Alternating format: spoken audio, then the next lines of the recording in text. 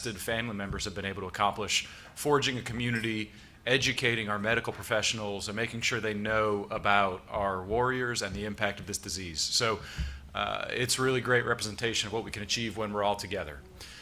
Today is far more a day focused on the importance of family and aspects of caregiving for people who have GNAO1. And so we're excited to have a number of sessions this morning on communications and mental health and the GNAO1 journey. And then this afternoon we'll have some breakout sessions where you can each engage in peer-led conversations about topics of interest. So I'm excited for today. Not that I wasn't excited for yesterday, but I'll be the first to acknowledge some of those sessions flew a bit over my head. What I took away, though, was if you go back to our very first conference in 2018, 2017? 17 in Washington, D.C., in an Irish pub. We had a lunch there. We had 3 doctors. And you go from 3 to 30 in the span of less than a few years. Yeah. That's doing big things. So thanks, Steve Chu. This morning, I'm pleased to welcome Hillary Jellison to the conversation. She's a speech and language pathologist, and she's going to talk to us about tips and tricks for helping our loved ones communicate and break through some of those communications barriers. So Hillary, I'll turn it over to you and let you take it from here. Hi, good morning. So today I have a lot of stuff to kind of cover. Please raise your hand, jump in if I say something and it sounds like a foreign word. You're like, what did those weird letters mean? Sometimes we do get kind of stuck in that, and so please call me out so I can explain that a little bit better.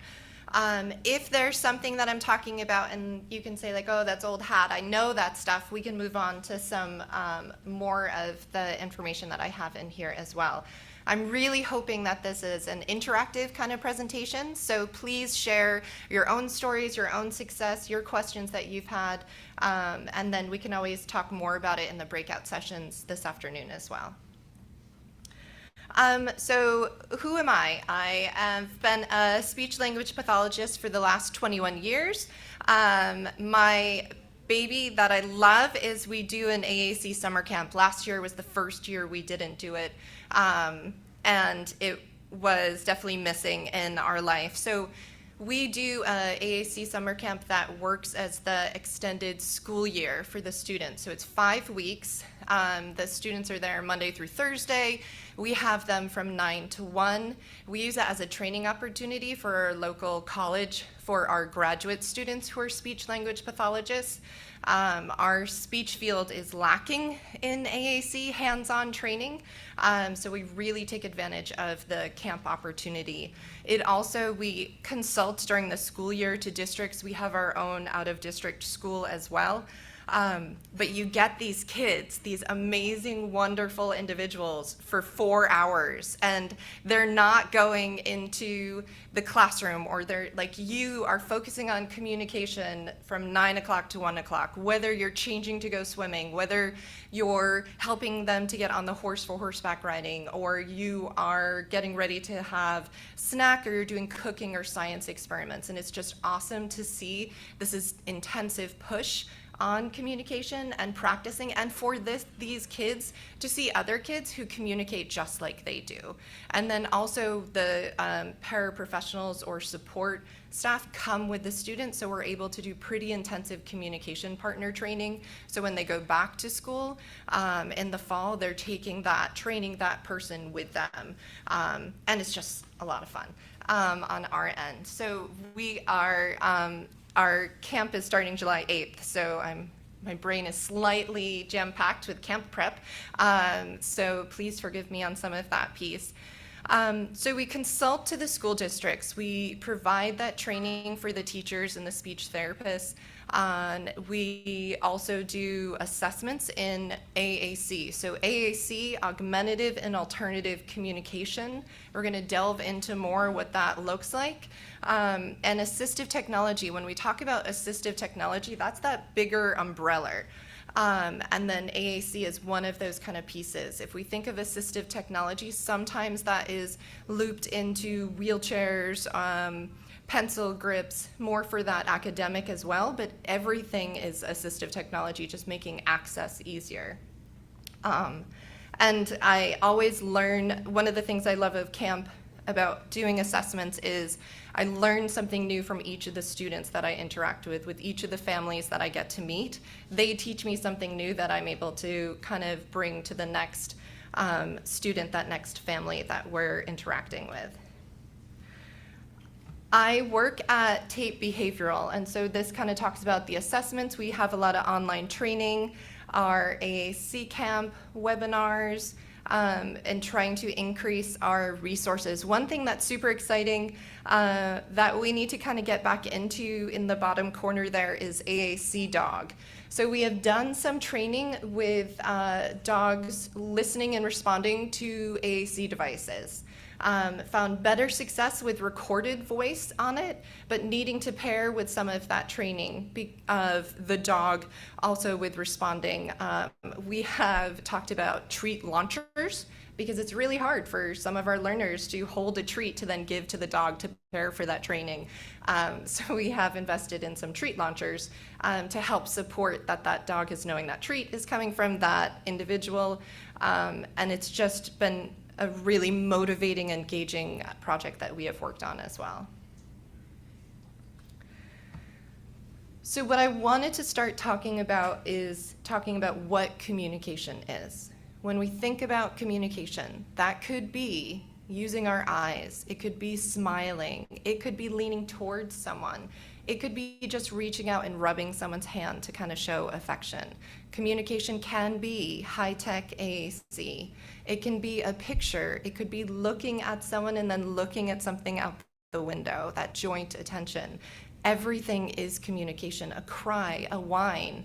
And the goal of communication is connecting. It is not showing what you know. It is not requesting that one thing. The goal of communication is to connect with another human. It's sharing a message back and forth. And so we need to make sure that we're acknowledging those nonverbal means of communication, that eye gaze, that gesture, and really AAC, use of that high-tech device and those words can help us use more specific language. But again, we need to make sure that our use of AAC isn't just testing a student's ability, but it's really focusing on communication and connection. And we sometimes need to be really strong advocates of that for our children and for our students, that we're not turning something that's a wonderful tool into something that seems like work or seems like it's really hard to do. And I will be the first one to tell you that AAC is really hard. It's a lot of work. And so as the adults, we need to help make it fun and make it engaging. And so we're going to talk a little bit more about how we can do that. This slide just shows some of these are old school. You can't get some of these devices anymore. But so I just wanted to show that there is no one AAC vocabulary that's better than another. There is no, like, you have to go and get Proloquo to go, or you need touch chat, or this one is the only one that's going to work. We're going to talk about what are some of the features that the tool needs to make sure that it's robust enough that we're able to communicate all of those things we talked about. But it's really an individual preference, and it's going to need to meet that individual student or child's needs. So, first question of the day. What is the goal of AAC, or augmentative communication? So, for those of you who are parents and have a child who uses AAC, why? Why does your child have AAC? Why do we use such a tool? Yes? To allow them to communicate. Yeah. Anybody else? Yeah. I want my daughter to be able to tell us what she likes something. Yeah. What she cares about, what she's interested in. So being able to communicate, tell them what they like, what they're interested in. Yes. Your child voice their opinions, their view of the world. To share their child's voice, their view of the world. Anything else? Yeah. To have a quick way to share more complex thoughts that you develop over time? A quick way to share more complex thoughts over time. Yes. Anybody else? These are great. I think it also helps people to not overlook our children. It's so easy because if you, so easy to be bypassed because conversation is so quick and they take time to do that. So just to be able to make others notice them as well. So AAC allows your kid not to get overlooked, for people to notice them, to not underestimate them. Yeah. Yeah, to build on what was just said, to allow them to engage in spontaneous conversation, which is also very hard. Yes, to engage in spontaneous conversation, which is really hard, to use unique utterances. Yeah. Yep. And also to help them to reach their potentials, especially when they go to the school years, they can learn appropriately and people can understand that they are actually capable of doing things. Yeah, so to use AAC in the school, that to show that they know how to do things and communicate that, what they know. Yeah. And those are all really, really hard things. Those are so important for every single human, for anybody out there to be able to do that. And so, yes. To decrease frustration. Yeah, because can you imagine having a thought that you really want to express and people are ignoring you, or they're not giving you enough time to be able to share that thought, or they're jumping in and assuming you meant one thing and filling it in and it's not what you meant? Yeah. Yep. Yeah. The independence to say their own emotion. Their independence to say their own emotion. Yeah. Really good. These are great. So when we think about AAC, what we need to really start with is, what is our child, what are they already doing to communicate with us? What are you as parents able to know that they want something, or they're not too impressed with what you just said or what you just did? And how can we kind of add on to that? We're not replacing that. We're acknowledging those eye gazes, those facial grimaces. We're modeling, expanding on that language, but we are never ignoring any light tech or any body movements, facial expressions, because that's communication and we use that. Like, how many times do you have a conversation maybe with your partner and they say something and you roll your eyes, or like you make a face? That's communication. We're not ignoring it. We shouldn't kind of have that same, we need to have that consistent expectation there. But exactly what somebody said, we want to give access to AAC so they can have access to more specific language. They can show what they know. Because unfortunately, a lot of people out there will make assumptions based on how someone looks or how someone isn't initiating, or they need processing time and they need that motor planning to be able to get a message initiated and started. And in mainstream classes, it can be hard to create those opportunities for our learners to be able to initiate that. We know from research that most AAC users tend to be responders because of those reasons, because it takes longer to initiate, because people aren't giving that opportunity. And communication is a back and forth, so we need to create those opportunities where our students who are using AAC have that pause where they can initiate, they can argue, they can protest, they can tell on someone, they can complain, but we need to make those opportunities happen. So I said there's no one AAC vocabulary that's better than another. But what is the key takeaway is that the AAC needs to be robust. It can't be a requesting machine. It can't just focus on the basic wants. We need to make sure that that AAC device has core vocabulary, that they're able to create those unique, spontaneous utterances. We need to know that this device maybe has some of those social phrases saved on one button so they can quickly interject that social language when the social exchanges go by so quickly. We're going to make sure that we are training the communication partners to acknowledge that light tech, that high tech, vocalizations, facial expressions, and that knowing that in different times we might need to switch to different tools or different access methods based on fatigue, based on where their body is in that moment and what is accessible for them. I had one learner who had a high-tech eye gaze device that she used to create unique utterances, but after a seizure, we had a light tech quick chat book that we were able to do partner assisted back and forth to really make sure that we were checking in with her on how she was feeling, if she needed more medication, if we needed to adjust positioning, any of those kind of main quick needs, we would access with that partner assisted, because in that moment, her ability to position and do that eye gaze just really wasn't a realistic expectation. When we're talking about AAC, we need to consider access. And for some, access with direct selection using their fingers is something that they can do. You can get a plastic grid and do a key guard to help with some of that. Many of the settings on a device you can adjust so there's a delay. So if we have difficulty, we can hold our finger, or we can have it so you drag the finger and it will select when you release. So there's many things that you can do for direct selection. Eye gaze is another direct selection access method, which is super cool. It's super hard.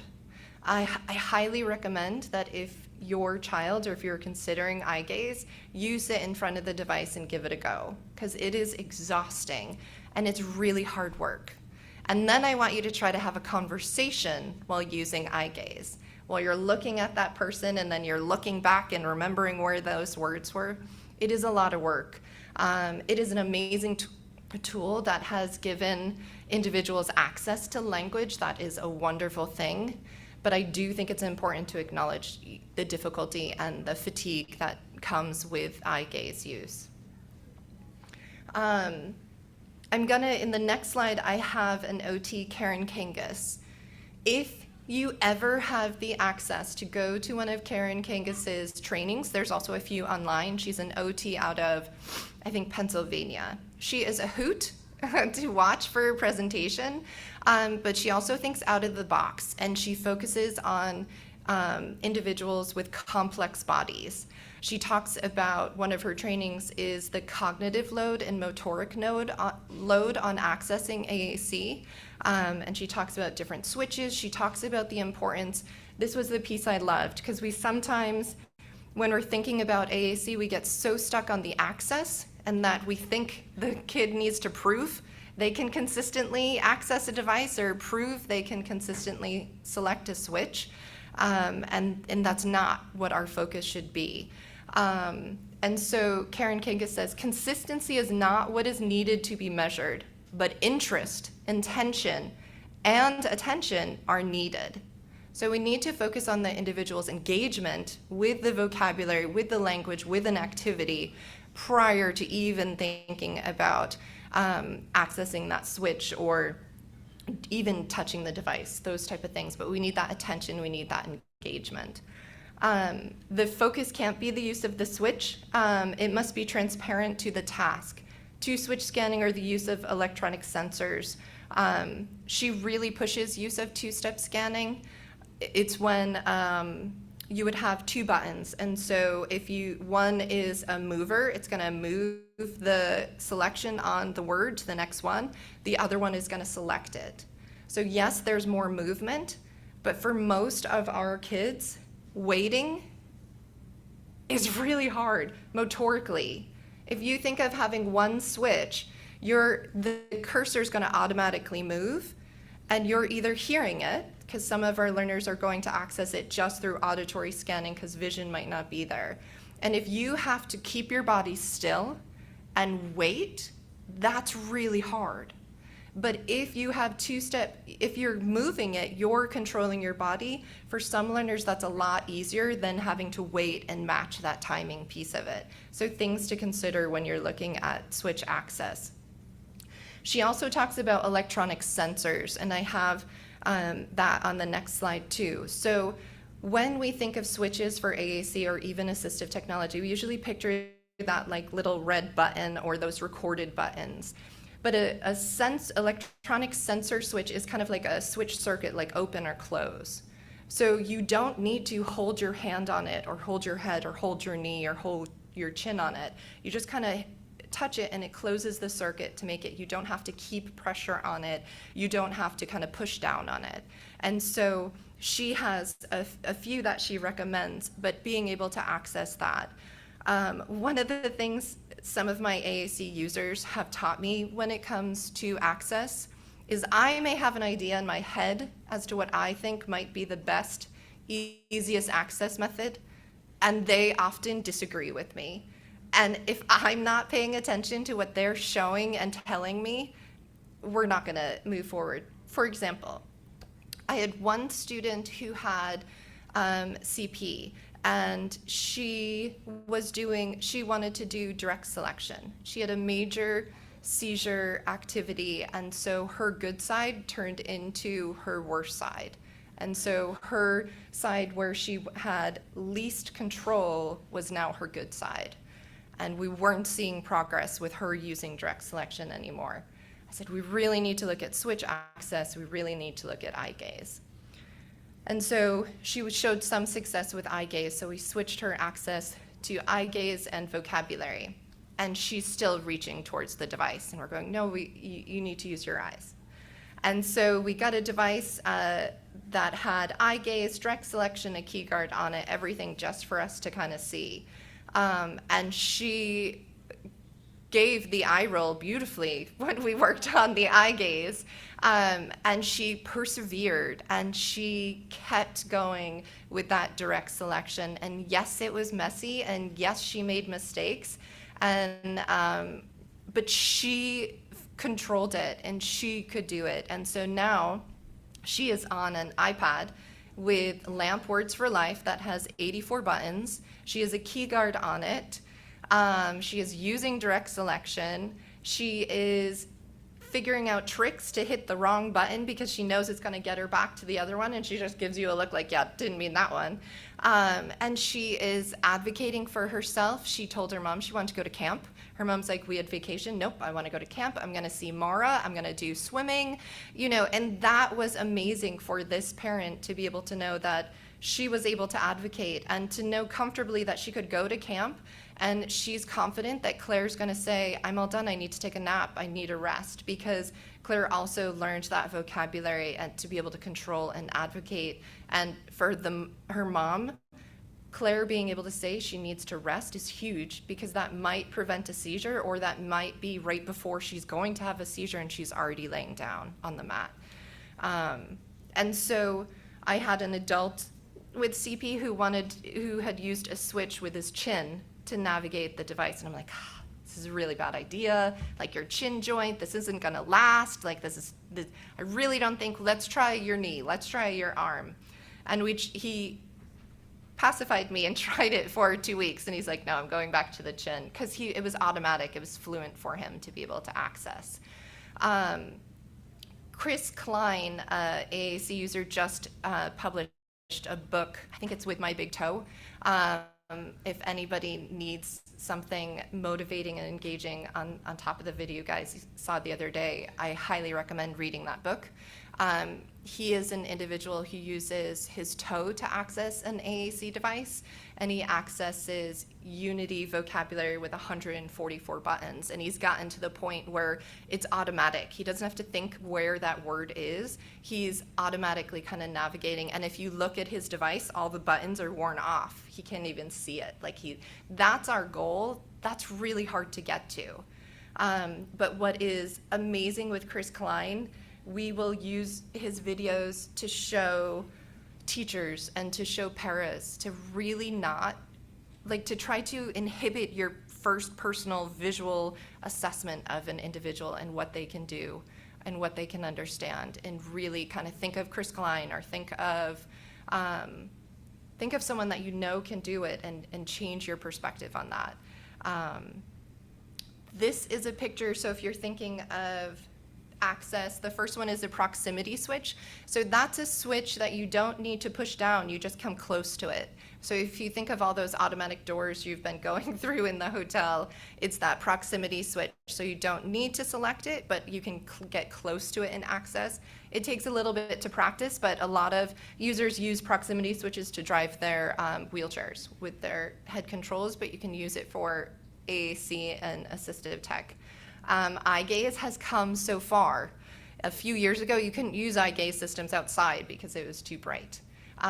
Now you can use them anywhere, and you can move your head. Like, you can change positions and come back, and it's still going to recognize you. I am super excited about eye gaze on an iPad. That has finally come out.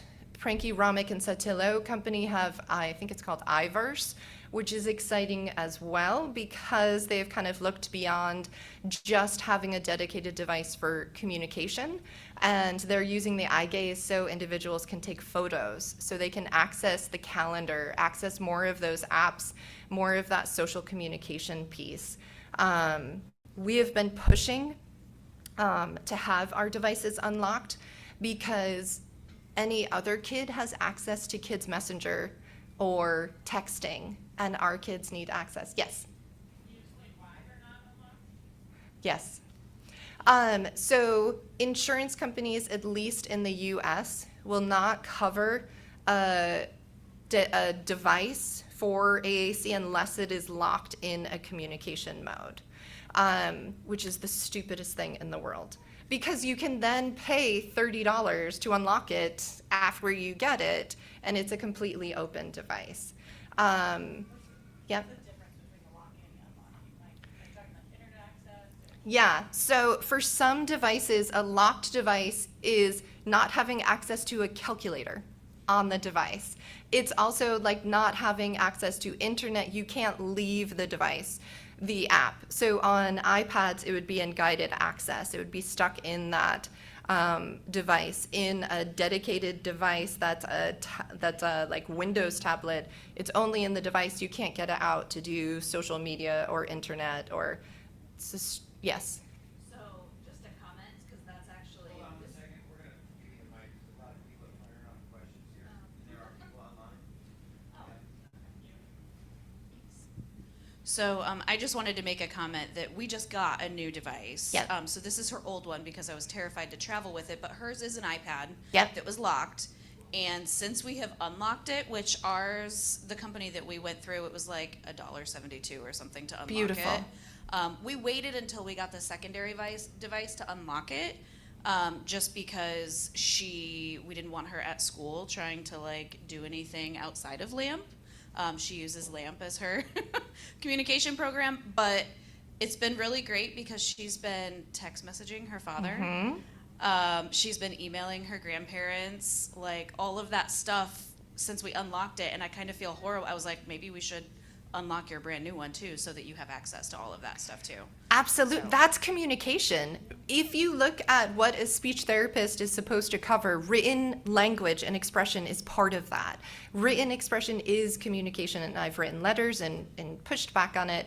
And that's where we tend to get the buy-in for our kids. Like, if the power of being able to send a message and like someone texts you back, and also in written in that text piece of it, it isn't that on-demand social in your face. Our users are able to have that time, that pause back and forth. And everybody is texting, everybody, emojis, AAC for everybody, let's go. Like, yeah, unlock the device. And the companies are going to say it might slow it, the updates, there may be glitches. We have glitches all over our life, like we can handle it.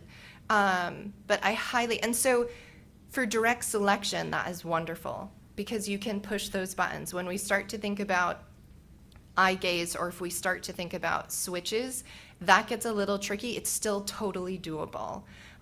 Grid 3 software has a lot of like embedded, even PRC has a lot of embedded email access, listening to audiobooks, different things like that. Those are so important. And we're not there yet, but talking about like engagement. Engagement needs to be meaningful. It needs to be fun. Sometimes in the schools, our speech therapists get too stuck on having to show what you know or find a button, and that's not the point of AAC. AAC is fun. It is gossiping. It is telling on someone. It is making fart noises and toilet humor. We need to make sure that that's the focus. We're going to get more engagement and use of it.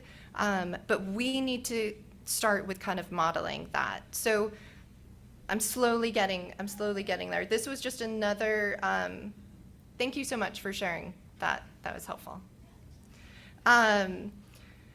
Talking about other access methods, when our individuals' bodies just aren't there for that direct selection or for their access method, being able to model partner-assisted scanning.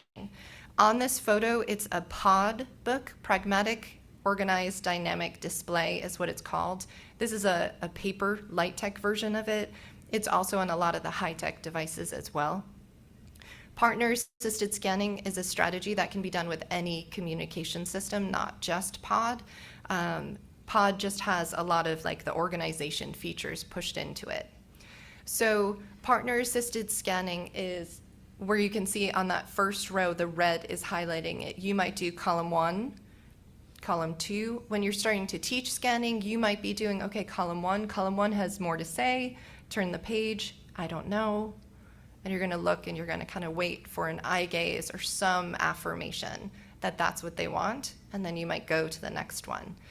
And so you can do this with LAMP if your student, like you have the device and you're gonna kind of give some options with it as well. You can do it with touch chat, with any kind of piece of it, but it's just a way to get access to it. You guys probably do partner-assisted scanning throughout your day for multiple things. It's just you're giving this preview, you're pausing, you're looking for some type of response, and it might be, hey, did you want to watch Bluey, or did you want to watch, Dino Trucks or Daniel Tiger?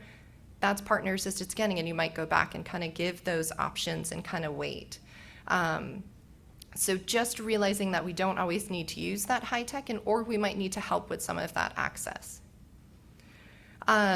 This is again Karen Kangas.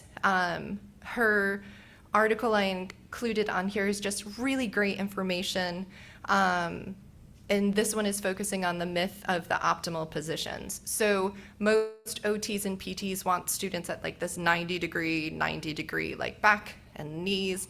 She really pushes that you need to have weight bearing. You really need to kind of have more active involvement. And so her article talks about that. It also talks about the sensor switches as well, if anybody wants to kind of look at that.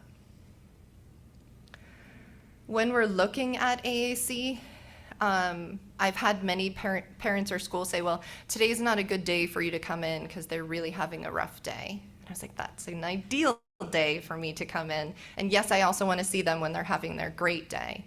But it's really important for us to consider the learner on their best day as well as their worst day when we're thinking about AAC access, because we want it to be successful for them on either of those. And then just my key for any of the parents out there to push school systems, if they're saying, well, that's too many buttons for them to access, they can't, that we can't make decisions on vocabulary based on their worst day. We can't make decisions on vocabulary based on someone's current performance. We need to consider where are they going to be in 5 or 10 years, because it's going to take that long for us to practice and teach language. And so we want them to have that robust vocabulary at the beginning. And we're going to model access. We're going to provide access to all of that. And don't let anybody cut you short of having access to that robust. Yes?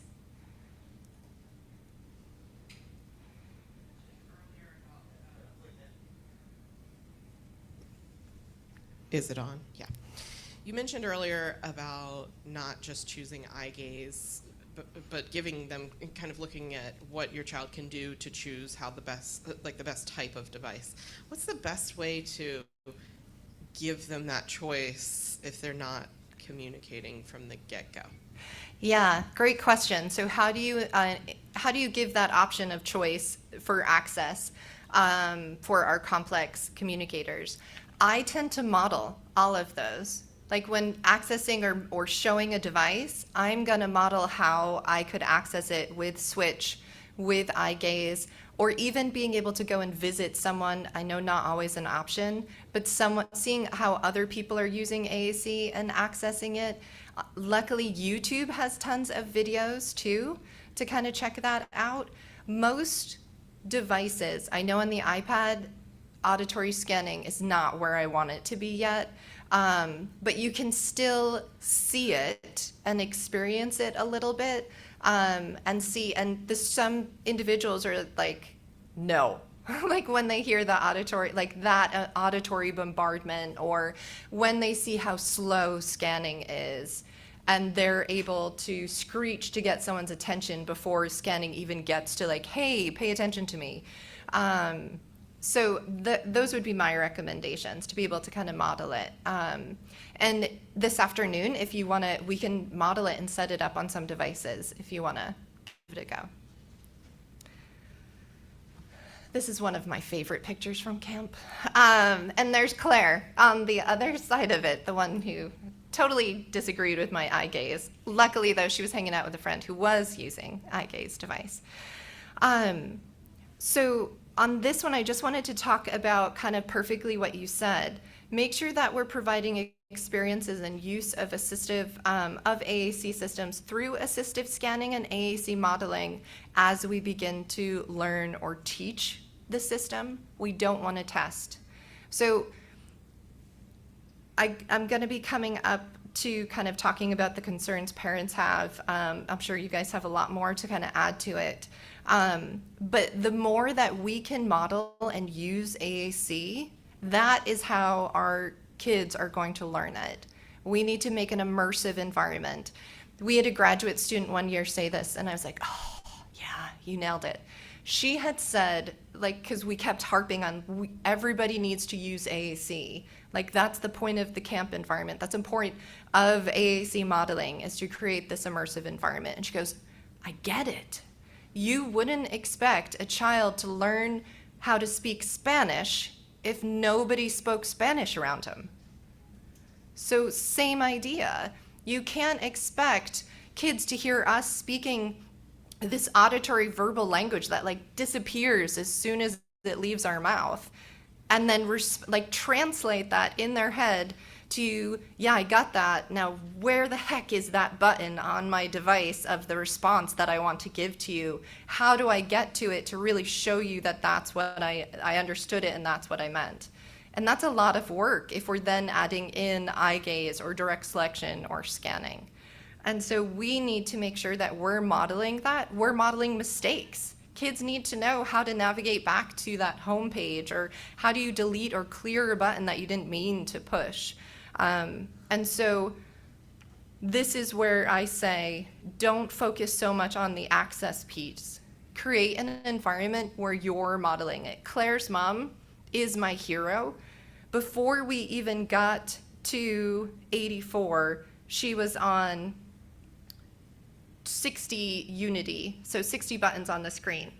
In her house, she took my life-size 84 core word button and made removable icons and put it low on the wall, so Claire could scoot over and she would take the bath icon off and show it to her mom. Or she would scoot over, and take the TV icon. Usually got told no, but she could at least initiate that, and made it in the access. So she was modeling, she had access to that higher level vocabulary, even though we were still kind of modeling and teaching it. So take that vision of where you want your kids to be with AAC and have access to that and model it. So even if your child is at a lower, most of the devices progress pretty consistently. So those buttons are going to be in those similar locations. You can model above where your child is, and you have to. If we're just modeling at the one word level or the level our students are, we're not doing zones of proximal development. We're not bringing them up to that next level. So we always want to make sure that we're modeling a level above where our kid is, not too high. We don't want to be making super long sentences because they can't kind of catch up. We want to meet them, and then slowly we're going to keep kind of improving it, and they're going to get access to it. So really making sure that we're modeling it. How many of you already have access to AAC devices? Okay, a good amount. How many of those did you personally purchase? Ooh. How many were purchased through the school system? Wait, can you guys hold up your hands again? Can you look around? There's 4 people with their hands up for school system. How many people got them out through outpatient or through a hospital, through speech? Through insurance-based, yeah. Okay, that is probably an estimate of about 6 to 8. Okay. We are going, and you can get it through insurance, through outpatient. You can get it through your school. You can personally get it. Pros and cons to all of those options. I usually push, even we do school assessments and we'll push to do it through insurance because it's yours. You control the programming. You can control, if you move, it goes with you. School systems are wonderful. IT people and me don't usually get along because they don't get AAC or assistive tech. But I think the big piece is to just push to ask. When you do it personally, if it's an app, what's nice is you can put it on 5 different devices. If it's a school system, they can only put it on 1. If you get it through insurance, it's just 1. But if it's an app like on an iOS system and a family purchases it, you can put it on 5 different devices. So you could have it on your phone and an iPad or multiple iPads. One of the things that I did want to kind of comment on, so ASHA, which is the American Speech and Hearing Association, has a code of ethics that if an SLP is asked to do an AAC eval or do something that is out of their scope of practice, they need to refer out. They need to reach out. Like I said before, I think we are improving in our training on AAC for speech therapists, but we're not there yet. And even if I think back of when I first came out of college and I started AAC, I wish I could go back and kind of adjust some of my recommendations there. So really make sure that you're reaching out and connecting with a speech therapist who has seen multiple kids with multiple access, and making sure that it's not the company rep that is recommending the device. Also, really make sure that it's a transdisciplinary approach. OT, PT is involved. We need to make sure we have a good mount and access pieces considered there. Another piece that I wanted to reference for those from the United States is that there was a Assistive Technology Act that in each of the states there's a assistive tech center that has grants where you can borrow, you can try devices. I also recommend looking into here, they have different switches. So if you're considering the sensory or the proximity switch, reach out to them and get a trial for free first to kind of see if you like it. There's different joysticks. They also sometimes will have pretty cool assistive technology switch access. And so that's just a link to to be able to find out what your local place is. Also in the US, we have the Individuals with Disability Education Act, IDA. So this states that the school is required to provide students access to communication devices, and those devices need to go home if the team has reviewed it and found that that is needed. It also talks to the training and education that teachers and classroom teachers need, and the fact that the school needs to provide that training to parents. Parents need to be involved in this assessment process. It's not just to have parents to review the report with. You guys are the primary people that need to be involved in this. And that the last part of it just talks that the school must make certain the communication, any type of communication other students can have access, our students need to have access, including written communication, email. Most of our students have Chromebooks for their classes. Our kids need access to that. Our kids need access to an email and access to those supports. So this is one of the laws that you guys can reference for that. The National Joint Committee, I usually start out the school year by printing this out and hanging it up in every single classroom I go into. I highly recommend. This is adapted from Kate Ahern, an amazing special educator, and it's the Communication Bill of Rights.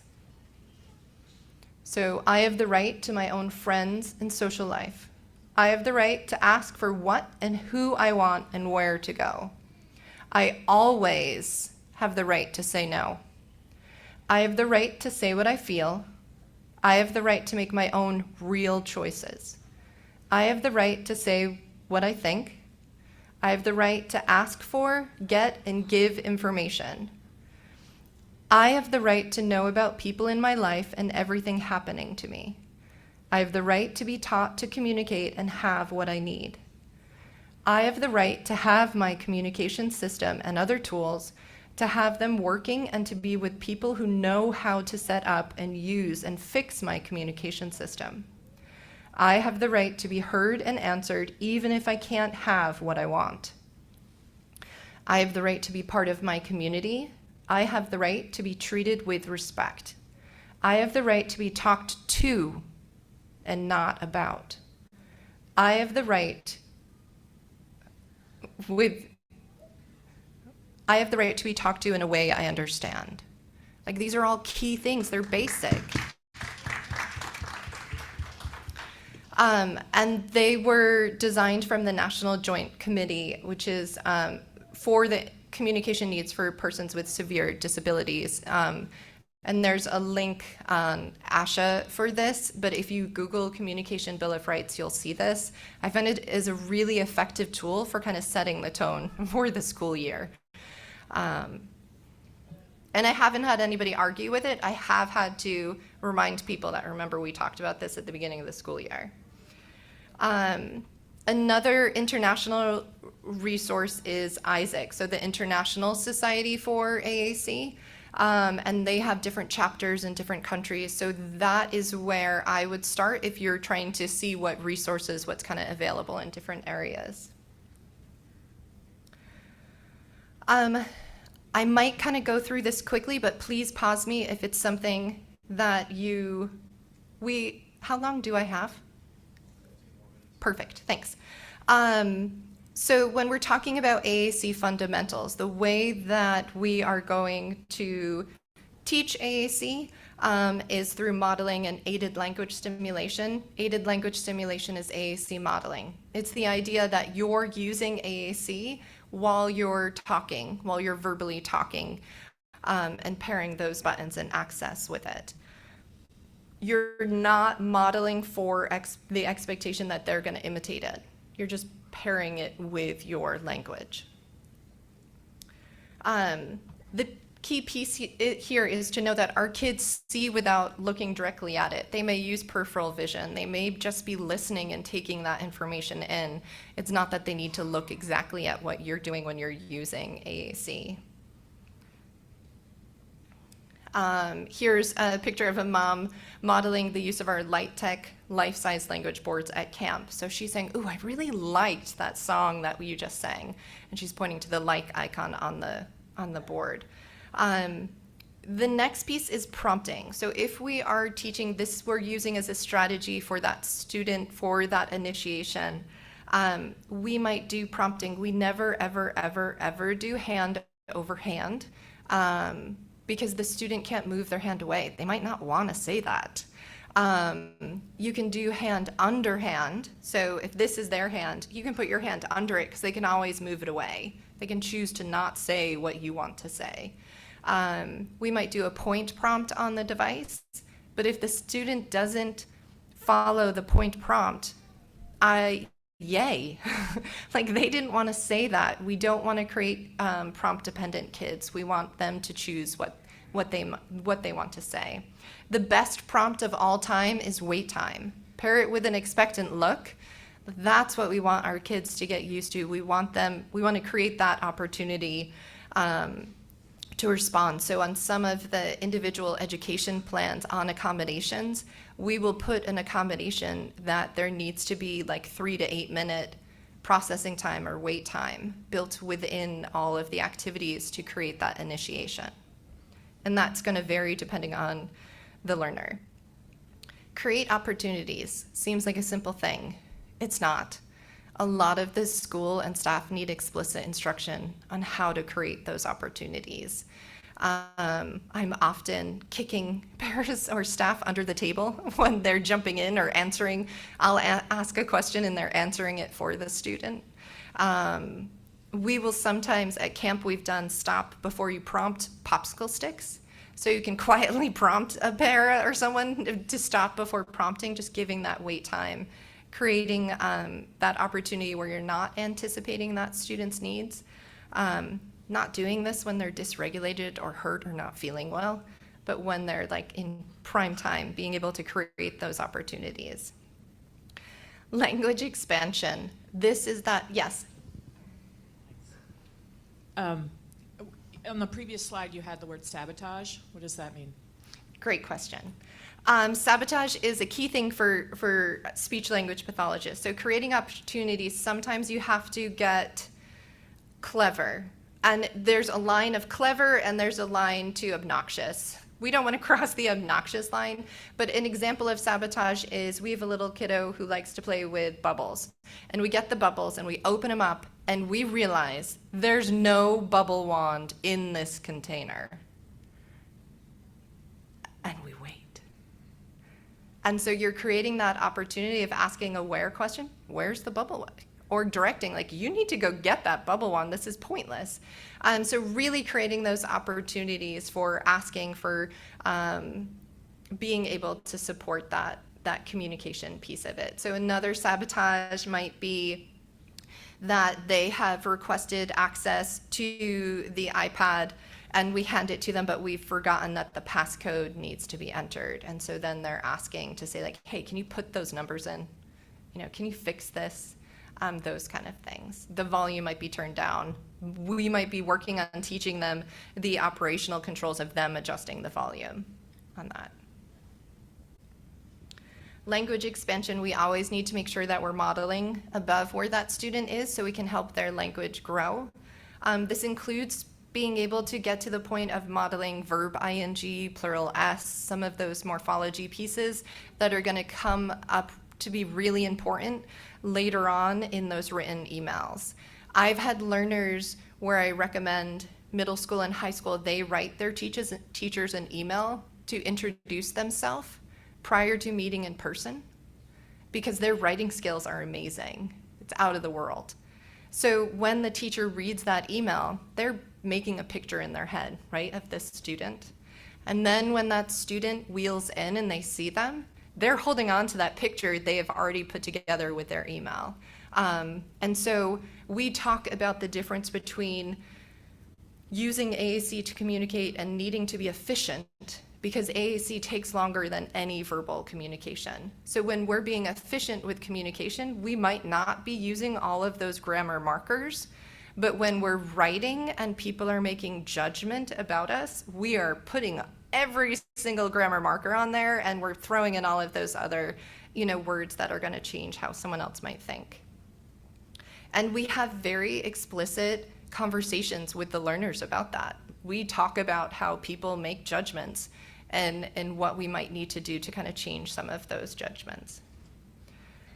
I'm going to skip this. This just talks about like the speech therapist kind of focus, making sure the device is present, making sure there's enough time for consultation and training.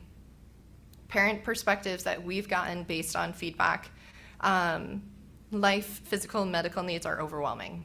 AAC doesn't feel natural. It's not. It's not that natural communication. How do I even possibly learn all of this communication? We're advocating for robust systems. There's a lot of vocabulary on there. The learning curve for LAMP is hard, but once you get it, you can find anything. It takes time we don't have. And then always that feeling of not doing enough. Those were kind of when we did ours. This is an article I wanted to share with you that you can use to bring to your school systems. and it is talking about it was a comprehensive scope review of caregivers' experiences with AAC and their collaboration with school professionals. And it was sad to read, but it was really important things that we need to change. And I hope the school SLPs are reading this and it's being shared, but you can reference it to bring to your school. The key takeaways were that AAC impacts all aspects of family life, financially, emotionally, and physically. The lack of pre-service training and continued education in AAC on school teams. So prior to getting the device, prior to even thinking about it, being able to have some training and understanding so that you can make some educated decisions when the speech therapist is asking you about your thoughts on AAC. AAC systems and their voice output features are not yet representative of home languages other than English. Therefore, participation in social and cultural events are limited. There's progress in this area, but we're not there yet. And also, some SLPs have different, or school systems have different feelings about ESL, English secondary learners. And the focus, we know in research that we need to really strengthen that home language prior to adding another language. If we don't focus on that home language, the second language isn't going to be as strong. And so we need to make sure we have practice with that. If parents and caregivers are not part of the assessment, recommendations, and service delivery process, it is likely the parent will not fully adopt the AAC system, causing fragmented AAC at home and school. And I think we sometimes see this when an AAC device is purchased through insurance and there isn't that kind of like getting the school on board with it. And unfortunately, families are then fighting to kind of get that access. A family's involvement in AAC will change over time, and it can be directly related to their emotional, linguistic, cultural, and financial resources. AAC family training isn't a one-time, like we teach you how to use it and that's it. Once kids get to use AAC one way, okay, now we're figuring out how we're using it for academics and written and social. Okay, you got that. Now we're gonna figure out how you're making phone calls and scheduling the bus to pick you up. Okay, now you get that. So that AAC consult needs to be a continuation for that family because those needs are going to change. This was a quote one of the families shared with us, was that there needs to be more parent involvement. This was through a school kind of setup as part of the process, not just sharing how the process went. So really making sure that you guys are able to advocate for your active participation in the school and in that AAC process, learning it, but also training on how to use it and expand on that.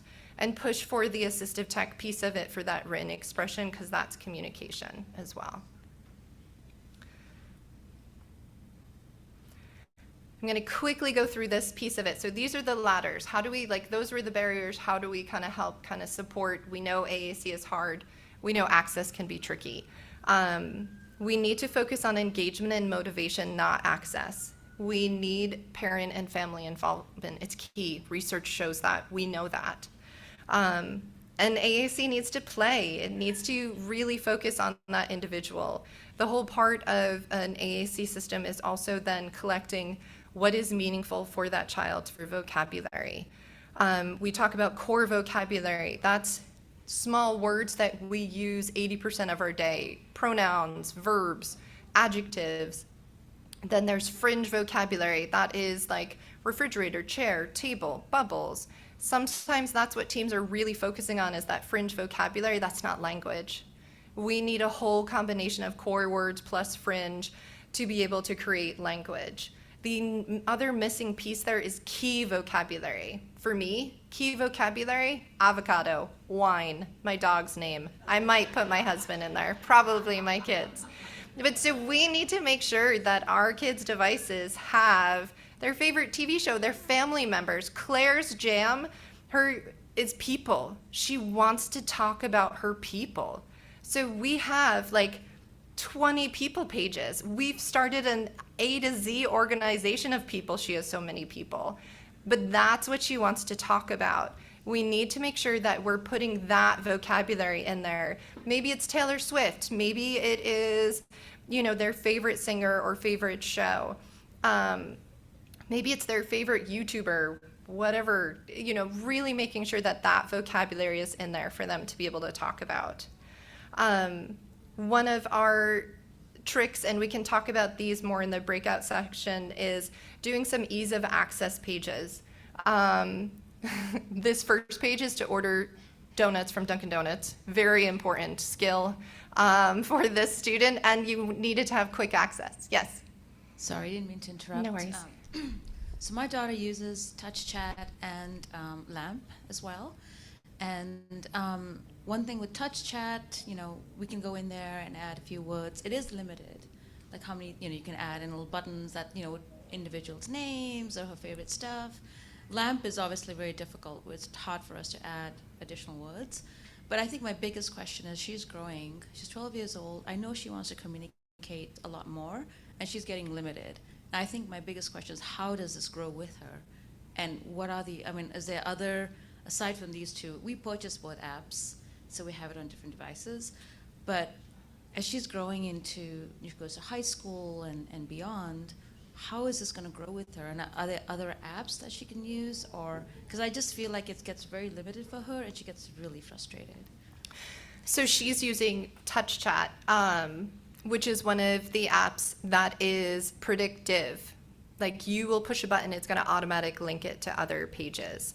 And she's using LAMP, which is predictable. So like, once you know that system, you can predict where something is. You can program in both. LAMP, you need to know the organization to make sure you're programming it in the right location. If you are following strict LAMP rules, which is motor planning, and you can't have a word on there more than once, sorry for Access kids, bullcrap on that. Like, we make our own pages, we have buttons in multiple locations because Access is tricky. And so we bend a little bit of those rules. I have users who are adults who use LAMP, who use Touch Chat. Touch Chat does have an overlay that has a keyboard on the main page, which I sometimes will shift kids up to. Something I'm surprised I haven't talked about yet. Biggest piece, 2 minutes, I will end with this. Literacy. You need to make sure that your children are getting explicit, evidence-based literacy instruction on phonics, not sight words. If our kids learn how to spell, they can say whatever they want to say, right? They can use word prediction, they can have a keyboard. If we are using an icon-based, which is going to be quicker, that word-based, they're only able to say what we can put. I have had kids learn how to swear with core words beautifully with no keyboard. But push literacy, we know our kids can learn. Karen Erickson is a special educator, highly recommend Comprehensive Literacy for All book that she wrote. Push your school systems to provide explicit literacy, and it's not learning to read to mastery. Our kids need exposure and repetition with it. And so that's what I would say. Have access, every AAC device should have a keyboard on there. And we should be modeling and we should be creating those opportunities for our kids to scribble, like scribbling a grocery list or scribbling a Post-it note, or like play with those letters, acknowledge it and kind of shape it. There are more overlays that are designed for adults with like phrases and language, like for ALS, or for some of our adults who are using eye gaze. So you can look at that. I would say if I lost my ability to speak, I would be using LAMP. Like it's just, I'm automatic and fluent with it. But it's really an individual based thing. And I'm pretty sure your daughter is choosing when she wants to go to LAMP or Touch Chat. Like, she knows what situations work. Yeah, and show her the other vocabularies under Touch Chat, and let her kind of explore those. But I would recommend, I think it's 80, Touch Chat Word Power 80 has the keyboard on it. Yeah. All right, sorry, I think I'm done. Thank you.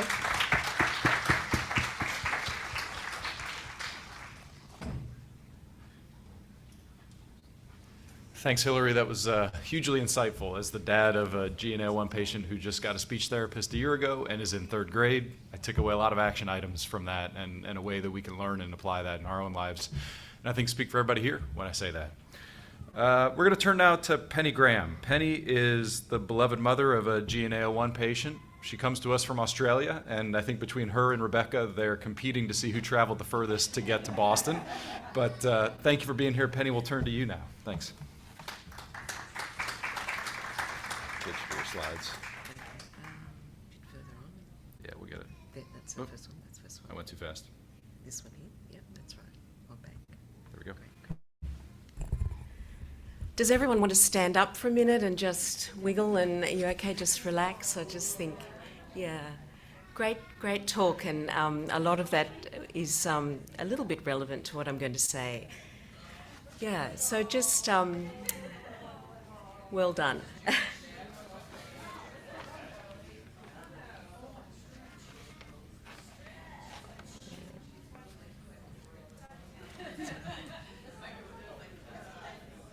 Fantastic.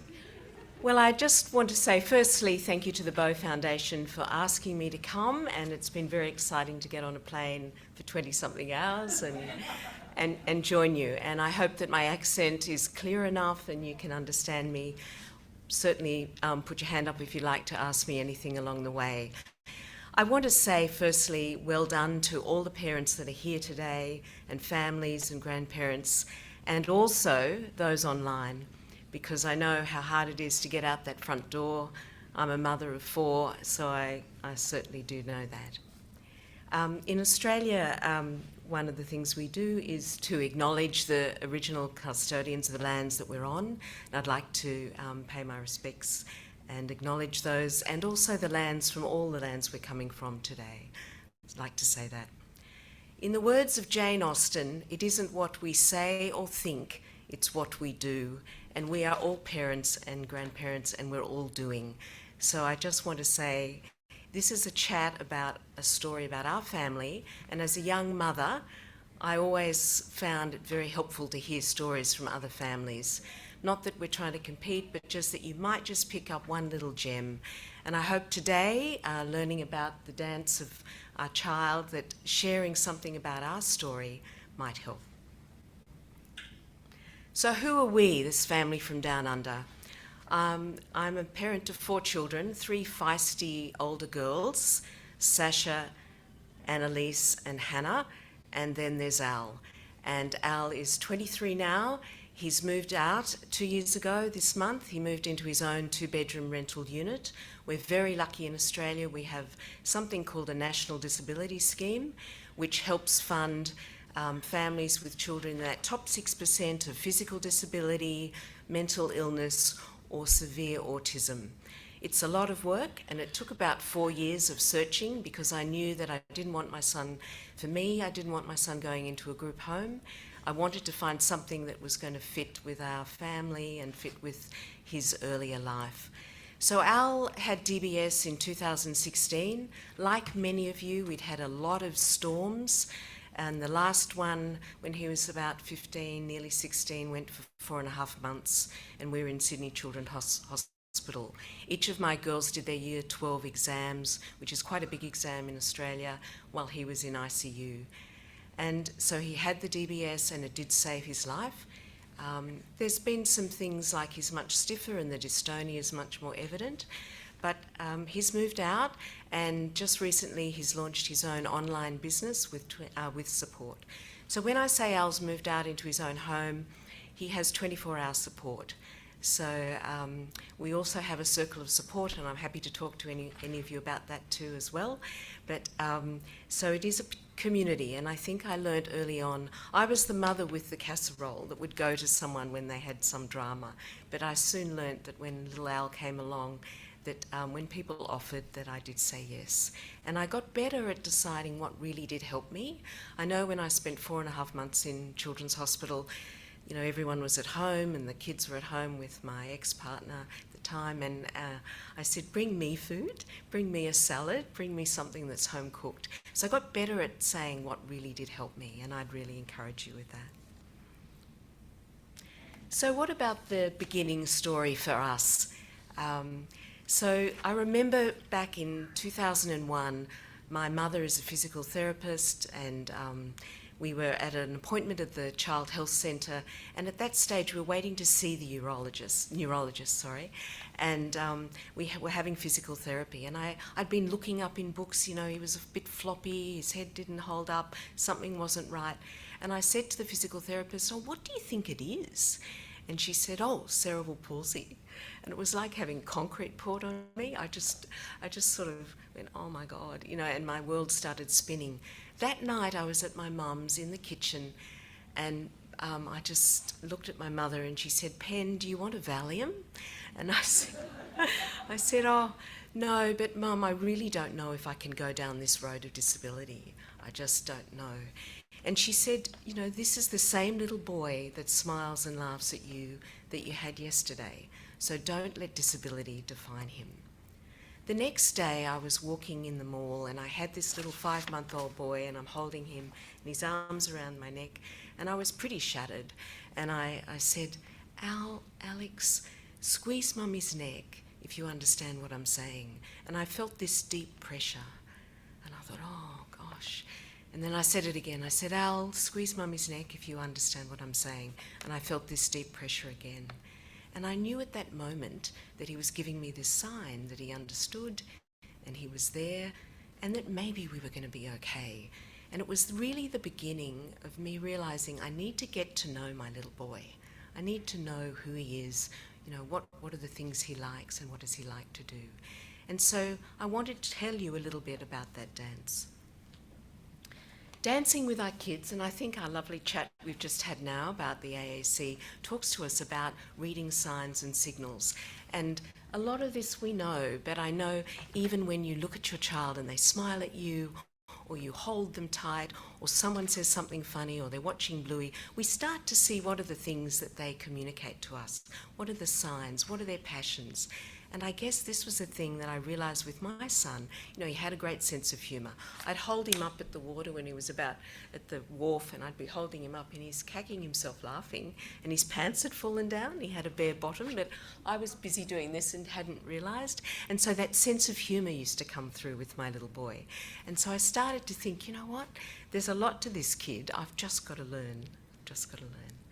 So that we know that the research tells us that we're the best people, that we know our children. In the beginning of that journey, when your child is very little, you know, you're going to the paediatrician and you're going to the neurologist and you're listening and you know they're the experts. But very soon we gradually learn, well, we need to tell them this, and we need to tell them that this upsets them, or when they're tired, they're not going to be any good. But this is the thing that they love. I know Al always loved gaming, and he loves watching rugby. So, you know, very soon we realise that what we have to say is so important. And so I really want to emphasise that. But, you know, this dance that we have as GNA parents has a lot of percussion. And so one day I put all this out. I was speaking to a women's group, and I thought, you know what? The caption to this picture is, "How about a weekend away, Mum?" And this wasn't everything. We had the speech box that could have been sitting there, the AFOs for his feet, and probably much more. And so at the time, this is before the National Disability Scheme, we've got the beach buggy that's French designed. I know we've got French people here. That gets him in the water. You know, the sea is a big thing in Australia. The standing frame, the breakfast chair, the manual chair. So it's 5,000, 3,000... 7,000, 10,000. He's standing in a heart walker designed by an English guy for English footpaths. I'll tell you a bit more about that in a moment. That was $11,000 we fundraised for that with the Lions Club. Toilet chair, shower chair, power chair, and manual walker. Now, at the time there, the government only paid for 2 of those things, so we were busy fundraising. So and I know that you all know about this. And the other thing is, people say, well, Alex has got it all, but 2 years later, it all changes. So, yeah. So I began to realise that when he got his first walker, this is the day he had his first steps, and it was actually on the front page of one of the local newspapers. He's wearing an upsuit which is designed by an Australian OT. It's a bone suit that held him up, and so he looks quite straight there.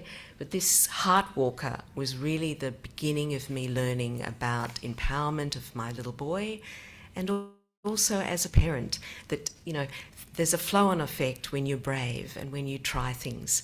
So I put a ball in front of him because I thought, oh, that'll make him want to walk. But really what it did, it really made him want to play soccer. So this heart walker was the beginning of opening up our world. And I just want to play you this little, I hope you can understand the Australian accent. Well, it's Cerebral Palsy Awareness Week this week, and there are so many people who are working hard to overcome the condition. One of them is a boy with a very big heart who loves soccer, and when he bends it like Beckham, he makes everyone around him light up with joy. And with our good news story this morning, here is Today Show reporter Mike Dalton. It's game day at Friars Field in Sydney's north. It's the sort of soccer ground where the goalie can practice his dance moves when play is at the other end of the field. And it's the venue for the next game of the Hornsby RSL Youth Soccer Club's Under-9As. And the next game for Alex Graham. So Al, we're playing a new team this week. We haven't played them before. Corpus Christi, I think they're from St Ives. Alex has lived his 8 years with rheumatoid cerebral palsy. He can't walk, stand or sit. His limbs refuse to answer his mind's call. But with the aid of a special brace and walker, Alex is ready to represent the blue and gold of Hornsby. Penny Graham is Alex's mum. When you see him out on the field, did you ever envisage, say, 5 years ago, that he would be on the field? Never had that idea at all. And when he got his first wheelchair, you almost feel, well, you're locked into that. And that's where the walker has opened up a life for him. But I think as a mother, that's what you're trying to do all the time. See, is there a way, and be creative about it. Team manager Lynn Slevin. We've had teams, make concessions, allowing him to be on the field as an extra player, which we don't really like because we want it to be as normal as possible. He's just part of our normal team. But they've been fabulous. Alex has been in the squad for the last 3 years, and it's no drama for his teammates. But as mates do, they occasionally give him a hard time, and he gives it back. During warm-up, there's a tangible feeling of all for one. Run like the wind, my friend! Just before kick-off, Lynn has a gentle chat with the opposition. Don't be worried about this, okay? If the ball goes near him, you can kick him. Can we kick you? And you can kick the walker. It doesn't matter. Okay, so don't be afraid of him. Good on you, mate. Have a good game.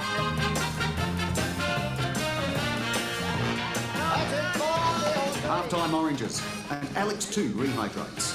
And according to Father Greg, the sport has helped his progress substantially. He's got a strong little constitution, he rarely gets sick, and this has probably been a lot of the reason for that.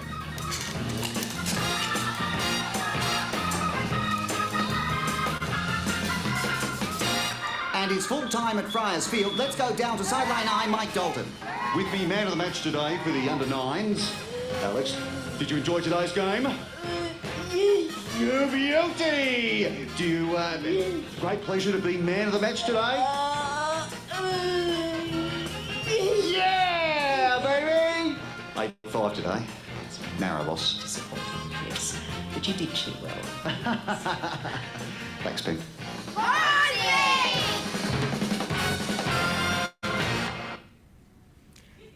I just want to say I had said to Al when he was being interviewed in that last segment, that little bit, say yes and I'll take you to McDonald's. So it's a big effort. I guess, so I started to realise that this was his passion. But I want you to also see that little things can really be part of that dance. And who doesn't want to ride through the agapanthus on the footpath? So Al's there in an adapted bicycle. He's got his little hands helped there and feet and the upsuit. So really, even making breakfast or helping with something small is all about learning the dance. The dance can be anything, and I think it's all about us finding what are the things and thinking about our community. For some, it might be something at the church, it might be something, not for profit. One of the things I realised too with Al as he's got older is we don't want our kids to be passive. We want them to be involved. We want them to have a role in life. And, it might be something simple. It might just be coordinating something or saying it's time to set the table and reminding mummy on a speech device. So, all of these things, it doesn't have to be big. So I want to talk just briefly. One of the things I do, my background's in social work. I present a program that is a cooperative one between Canada and Australia called Envisaged Families. And part of this program, we talk about the World Health Organization has developed this ICF framework, International Classification of Function, Disability and Health. And really it's looking at all of our health. But they've also looked with researchers, the Canadian group called CanChild, developed these F words: fitness, function, friends, family, fun and future. One or two of these might relate to you now with your child, and I'll talk a little bit more about how it related to us for Al. But I think the thing is, it isn't about what our kids can't do. I want to really turn it on its head. It's strengths-based, evidence-based, family-centred. They're the three words that are important. Functioning is, it doesn't matter how your child does an activity, it's the fact that they participate and do it. Friends are important, but we can't do everything at once, and I'm the first to say as a mother, please don't think that I have it all together, because I don't. But, we have those days where we just think, can't do much more, and that's okay. Tomorrow's a new day. And I can tell you that with 3 teenage daughters as well. So we just do our best. So really, in retrospect, they mentioned cerebral palsy. We didn't get Al's diagnosis till 2016, so we thought he had athetoid cerebral palsy. But when I reflect on the soccer experience, which went for 4 years, 3 of those, I think we had 3 or 4 of those heart walkers, he had fun, he had fitness, he had friends, and family were involved. And one of the things I'm really passionate about as well is the siblings, because the siblings are all part of that mix. I remember one of my girlfriends looking at me and saying, I hope those 3 girls are helping with Alex. And my younger daughter looked at me later and she said, Mum, we live this. We're here. We've got support workers in the house, we've got people, we adore Al, but we live it. And it made my girlfriend feel better to say that. It had gone right over my head. But I think, we can't forget us, the siblings, because they're incredible. And I guess we did do our best with grandparents and others and having mentors for them, and I also would have a girls' weekend with each of the girls whenever I could, just where we just did what they wanted to do. But even if you can't go away, just making that time in the day when you can. So you'll see this little boy on the right here of Al, Hamish. Al's just been to his wedding about a few months ago. So, the soccer was something that just continued and promoted friendship. And so Hamish and Al are fantastic friends. And I think the greatest thing for me was to hear that children with autism were then allowed to play mainstream soccer. In that video, you might have seen that some of us or some young girls were helping to push Al. There's a scheme in Australia that's an English scheme called the Duke of Edinburgh scheme, where kids have to do voluntary work. So 2 girls in high school would come every week and they would assist and push the walker on the sort of dusty Australian ground. I think of the walker was made for straight footpaths in England, but there is an off-road one as well. So friendship is one of the things, and I think friendships can be made in different ways, and they can be quite small things, or they can just be a mate that you catch up with every so often. But Hamish is one of Al's great mates. And so here I've got Annalise. She's now married with a 2-year-old, so Al's an uncle. Here she is about 10 or 11. She's virtually holding him draped over the scooter, but, just doing something simple like that with your siblings. And siblings are gold. They know, they see the signs, they pick up the cues. And I think of one example, not so much with the siblings, but it took till 4th grade for Al to communicate to us that he wanted a lunch order at school. You know, in Australia, the lunch orders come to the classroom. They're in a brown paper bag and the smell of a meat pie or sausage rolls. And he would watch this, and finally in 4th grade, he realised, I realised that's what he'd been wanting to tell me. So then we'd go to the canteen. I worked in the canteen, and he could order soft food, and he could use his speech device to order what he wanted. And, you know, that was so important. And one of the things I always would say with schooling, it's the soft curriculum things. It's the school formal. It's the swimming carnival. And if you want to, we've made a documentary called Al's Story that's on YouTube. It's a 15-minute film about his inclusive journey. It's now used by the Australian Centre for Disability Law. It's used in many of the universities for education. Al's Story, A-L''S. And, you know, it's his, it just showed me, I think, as a parent, that often a lot of things, if you take a leap of faith, then a lot can come from that. So in your wellness bag, there is this F Words profile, and if you get a moment later, it's one of the tools that Envisage has, and there's also the links to download any of these. It's free to download them. But one of the things I think about when we were in 4.5 months in hospital, and the medical staff would come in, and in ICU they said, oh, you know, he was trying to tell us something, so we knocked him out. And, you know, we spoke to the intensive care staff and said, neurology patients are different. You know, he was trying to sign that he wanted to go to the toilet in intensive care, and they didn't know what that was, so they knocked him out. So these tools are the sorts of things that you can give to your paediatrician, family members. There's the agreement, the profile, the goal sheet, and what's the other one? The collage. And you may have variations on these, but I'd always, you know, you can email them ahead, you can have them attached to the IAP. So this is about empowering our children. Who are they? Their disability might be there, but they're people, and we want their personality to shine.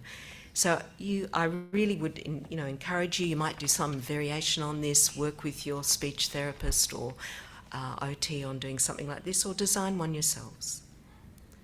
So this is just an example of a young boy, his collage. We would have it above the hospital bed, send it ahead of an appointment, just so that you know when you come in, you talk about rugby, you talk about gaming. Al doesn't want to hear about the weather, he wants to hear about things he's interested in. And so just to finish, the Can Child resources are all there. What I'd love to see is that this Envisage program, which is free in Australia, Croatia and Canada, the Envisage people have said, Penn, try and push it in America. We would love to see it provided in America. So this program is for parents and carers of children 0 to 8 with any delay or disability. It's strengths-based, evidence-based, family-centred. The facilitators are a professional, allied health professional plus a parent peer. So we're trained. It's a 5-week online program. We're doing face-to-face as well. So it's really about, you know, helping us see what our children can do. So that's it. Thank you so much. I'm happy to answer any questions.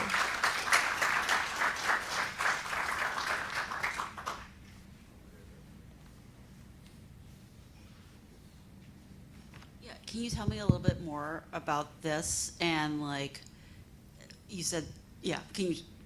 Yeah. So about the Can Child website. Can Child is a not-for-profit organisation based in Canada, and Australia's meeting with them each week, and we have this program. I'll give you this. You can have a look, but it's basically trying to support parents at the beginning of that journey. So you get the diagnosis, and I don't know, I'm sure it's the same here. You're waiting for an appointment, you're waiting for therapy, you're waiting for funding, and you don't know what to do, and you feel as a parent, I don't know what to do. The research really shows a lot of what we do as parents. We need our therapists, but in the meantime, a lot of what we do can help our children. And so it has a number of resources. It has a learning hub. It's just incredible. And so I think it starts to give you something to work with. But I think the groups that they're running, the Envisage program, brings you together. It's peer supportive, and you know, to hear from a parent further down the line. And you know, I look at you with children that are 8 and 10 and 6, and I just would have loved to have had a Bow Foundation and known that I was part of a group. Cerebral palsy is such a big organisation. But I think go on the website, have a look, and the resources are free, and I really would encourage you to, tell your patients and families that there's a lot of resources there that they can download. I think, I think that thing is we want to help people know our children. When you start that new school year and the teacher's there and, this child has gifts, this child has talents. They may not speak, but there's a lot of things. And I think of one example, I was telling some other people, Al had a support worker and he was leaving. And I said, do you want to give them chocolates? And he said, he looked at me, yes, he did want. And then he pointed to his groin. So he wanted to give them chocolate nuts. So, so you've got to really get with the program, Mum and Dad. But I think, the sense of humour is there and we want these kids to fly, we really do. And we want the siblings to feel that our kids are on that journey with them. And I had this expression, if you can't bring Muhammad to the mountain, bring the mountain to Muhammad. One of the things I did in 5th grade was have boys' nights in. Pizza, PlayStation. Mum was never in the room. We got a 16-year-old or an 18-year-old young guy. He'd come in and the kids would bring their gaming equipment. They'd set up and we'd order the pizzas and I wasn't allowed anywhere near it. So, and the boys at school would say, oh, when's Al having his next pizza night and PlayStation night in? For girls, makeup nights in, And so it is about being creative. Another story I love to tell is that I run post-school webinars, and Cassie Fisher Designs fashion design business on Facebook or it's on YouTube or something. It's registered, and she's a young girl with Down syndrome, 26, own fashion design business. She sews the scrubs or the outfits for the local veterinary surgeon, and last year she sponsored the Ladies Golf Day with her business. So we've got to think big, and we've got to learn our kids and learn their dance. Yep. Penny, there's a couple comments from online. The Slutsky family just said they wanted to share that they loved your story and they were crying listening. And then Eva from the Netherlands also said she really found your story and sharing Al's experience inspiring. The Slutskys were also asking, what was your battle like to include Al in mainstream education, and what did that look like, understanding that things are different than in Australia, but do you mind sharing just briefly about his educational experience? Yeah, well, similarly, we have disability standards, so every child is entitled to have an inclusive education, but the education department defines inclusion as letting kids do their best, and they can manoeuvre, and every school is different. One of my, I guess, important points is how do we collaborate together? Because you are going to get roadblocks, you are going to get those people that think, oh, those kids should be over there. And I think collaboration and what is fair. And I remember being at an excursion and couldn't get the wheelchair to where the excursion was, and arguing with this guy, and he was English. And I remember saying, your excursion would be more accessible if you allowed kids with wheelchairs to get there. And he wasn't going to move, and he wasn't going to move. And then one of the aides just moved the car that was an Australian car, he moved it to the footpath so Al could get there. But in terms of accessing, I think it's going with all the information, going with these tools, with an expectation, and I take the disability standards printout in my pocket. I'm not there for a fight, but I'm there to say this is what's fair. The same with the health system. When my son Al has been diagnosed with gastroparesis, which is low stomach emptying, prior to that he has PEG, he's PEG fed, and also a double J, I think you call it. He was vomiting blood. We go to the local hospital, he's under a gastroenterologist, and my friend was a physician. He said, do not let them discharge Alex until he's had an endoscopy and a stomach emptying test. And I stood there in front of the specialist, the gastro, and I said, look, if this was your sister vomiting blood, or your brother, or your parent, you would do these tests. So they did them. And so I've always been calm, and always it's about what's fair. But if I have to escalate and go to the local senator, I think you have, or our member of parliament, I do that as well. Al, after the DBS, within 12 months, he had a 50-degree scoliosis curve. And the Children's Hospital said, he's booked for this date, it was cancelled. And then they said, we need 2 nights in an ICU bed. And so the curve then went to 90 degrees. And I spoke to the physical therapist. She said, take naked photos of Al's back, My mother's a physical therapist. She said his lungs are being compressed, he's on pain meds every day, he's vomiting. And so I went to the ABC health reporter and I had her lined up, and if the operation was going to be cancelled, I was going to go onto the ABC News. So Al's curve went from 50 to 90 while the hospital didn't give us an appointment. But I was writing letters all the time. So I guess the thing is, be polite, be consistent. It's about what's fair, and don't get yourself wound up too much, but just this is what is fair, this is what needs to happen. And I think that's my message. And with the school, I think it's about how do we collaborate. And I always made it clear that we were there to help. I'm not going to be the taxi mum, but I'll help you talk with the bus, make sure you've got everything you need. I hope that helps. Penny, I know we're about out of time, but just one question that maybe you could give a high-level answer to, which is siblings.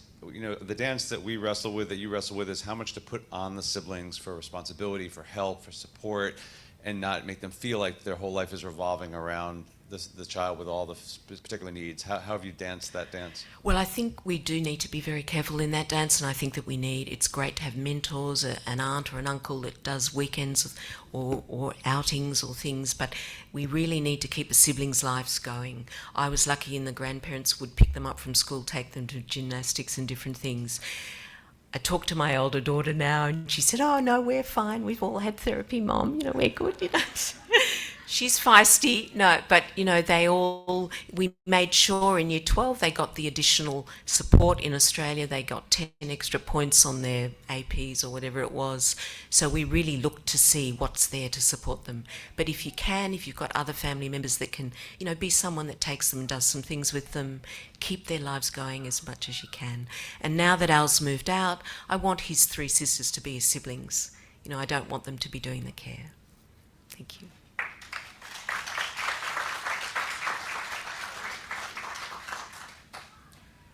Thanks, Penny, and thanks for all the great questions. We're due for a break now, so we'll take a break. There's some refreshments in the back, and also Emily's giving me the look. If you have a young one, or if you yourself are interested in the movie Frozen, I'm told Princess Elsa is in the side room if they want to pay her a visit. So take a visit during the break or after. She'll be around for a while. Thanks, everybody.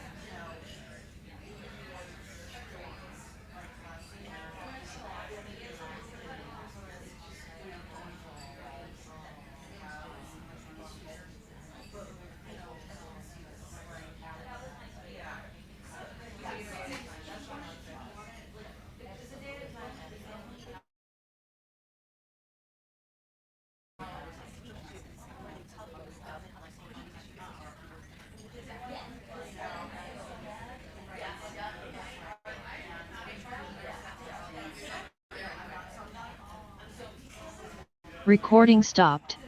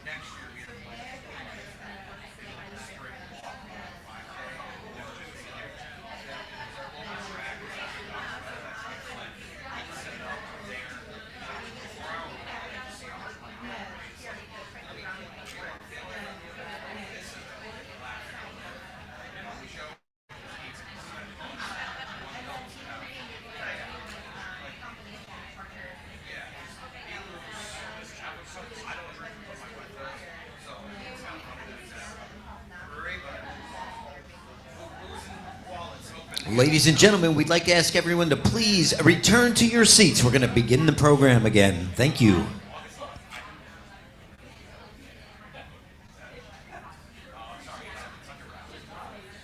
Recording in progress.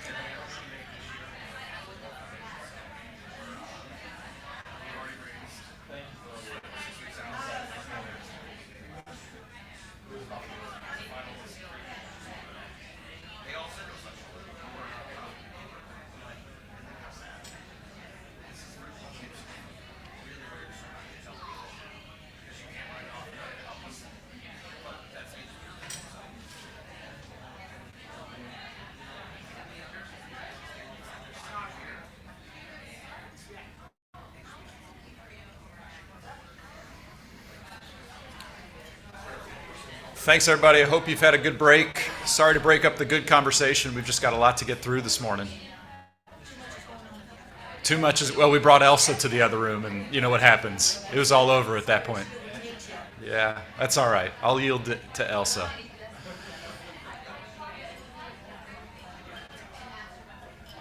Hey, Emily Bell. Emily Bell. Can you help me from the back? Move people to the front. Thank you.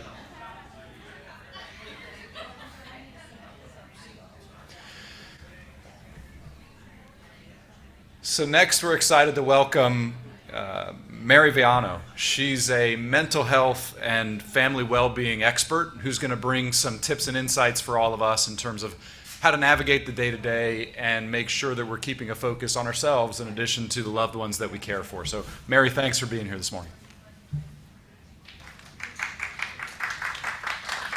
Good morning. Okay, let me just get things settled here a little bit. So I'm very excited to speak with you all today on behalf of supporting your family well-being, and it couldn't go kind of in sync any better than following up from Hillary and Penny and just really talking about families. So I'm going to dive in and just want you to really kind of get to know me first, kind of who I am, what I bring to the table in this conference.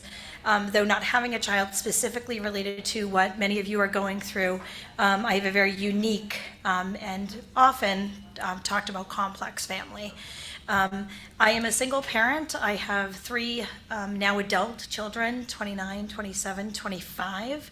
My two boys and daughter, when they were younger, kind of the beach was our place to dance. Like Penny was saying, where do you go to dance? Where do you go to kind of keep that going? My boys had significant trauma and mental health needs, and I was not in the field for mental health. I was actually in the field in education, and it changed my journey of where I ended up because I needed to figure out services and supports. My daughter then came to me, and she had Down syndrome. She has a feeding tube, a G tube, and complex medical needs that go with that. She's seen kind of in the glasses. Green is mental health color, so love the purple kind of representing your foundation and the different pieces that happen. Lulu often was the person that we spent lots of medical months, weeks, times with, and doing the complex needs. But again, mental health was kind of in our world, and I'll talk about that. The newest kind of generation of family member, my daughter is actually holding my grandson. I have three grandchildren. I brought one of my grandchildren home from the hospital because my middle son has significant substance use issues now with his mental health, which is a story that we're not going to get into today. So you will see the little boy with the clown hair and the binoculars that teaches me every day to continue to be grateful for what's in front of me and to continue that path to be able to do those connections. So he is a child that just recently, December, had his first grand mal seizure, and we are unraveling medical conditions. And uniquely, as I was coming here to talk, I said to Emily and her husband, I met with a genetic specialist yesterday. So I'm like, I'm going to people that are going to help me in a new village because genetics is not what I've been in. So just appreciative of the village that you've all created here.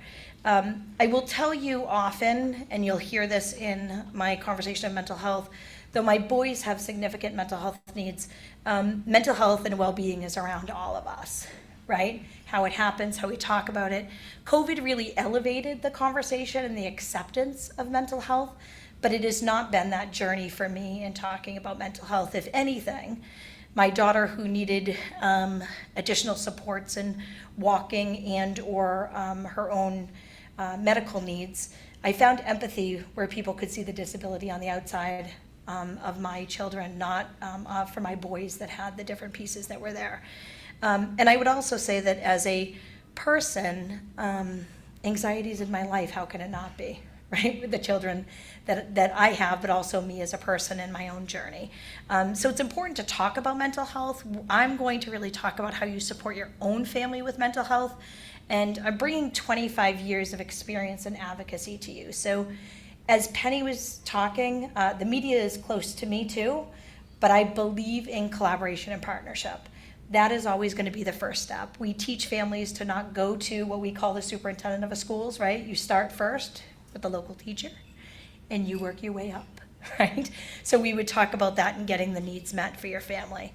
So as we dive in, I encourage you to really pause and think about and appreciate the international approach that's in this realm. How is mental health defined in your family? Is it an active conversation? As a daughter of a father who is 100% first generation American from Italy to America, there was no conversation of mental health, right? There just wasn't. So really thinking about your culture. What are you open to? Is it an ongoing conversation of what's needed in your family? How do you talk about it? How do you recognize it?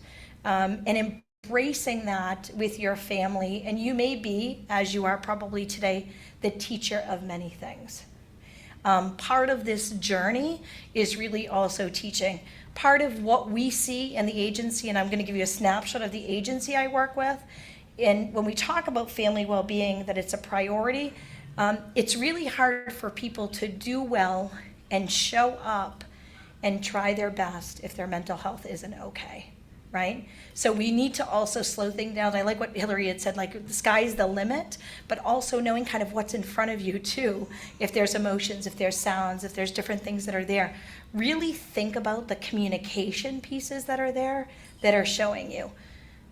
Most people communicate mental health through behavior, through isolation. So we'll also just think about that as we dive into this. I'm going to give you just a quick snapshot because most of you are not from Massachusetts, but I want you to know that there are family organizations all across the country and the world. And I work specifically for an organization for 21 years that is a family organization. So what that means is we do state, we do local, we're grassroots, we're all peers. We're parents of children that have mental health needs, and there's a complexity that kind of goes with that. So there are family organizations, like I said, all across the states. So if you were here from Florida, I can tell you who your family organizations are. I can tell you if you're from Tennessee, if you're outside of the country, I can tell you your connections that are there. So I want you to just know that I'm a resource. If you are from the States, the two very active family advocacy organizations that you should know is Family Voices.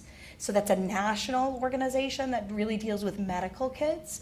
Family, and I'll make sure to get some of these resources to Emily too after so she can email out, but Family Voices is well known. They advocate on behalf of both Medicaid. So if something is not funded, they would want to hear from the Bow Foundation and other families if you do not have the funding and insurance to get your needs met. That could be anywhere from both communication to medical needs to those next steps.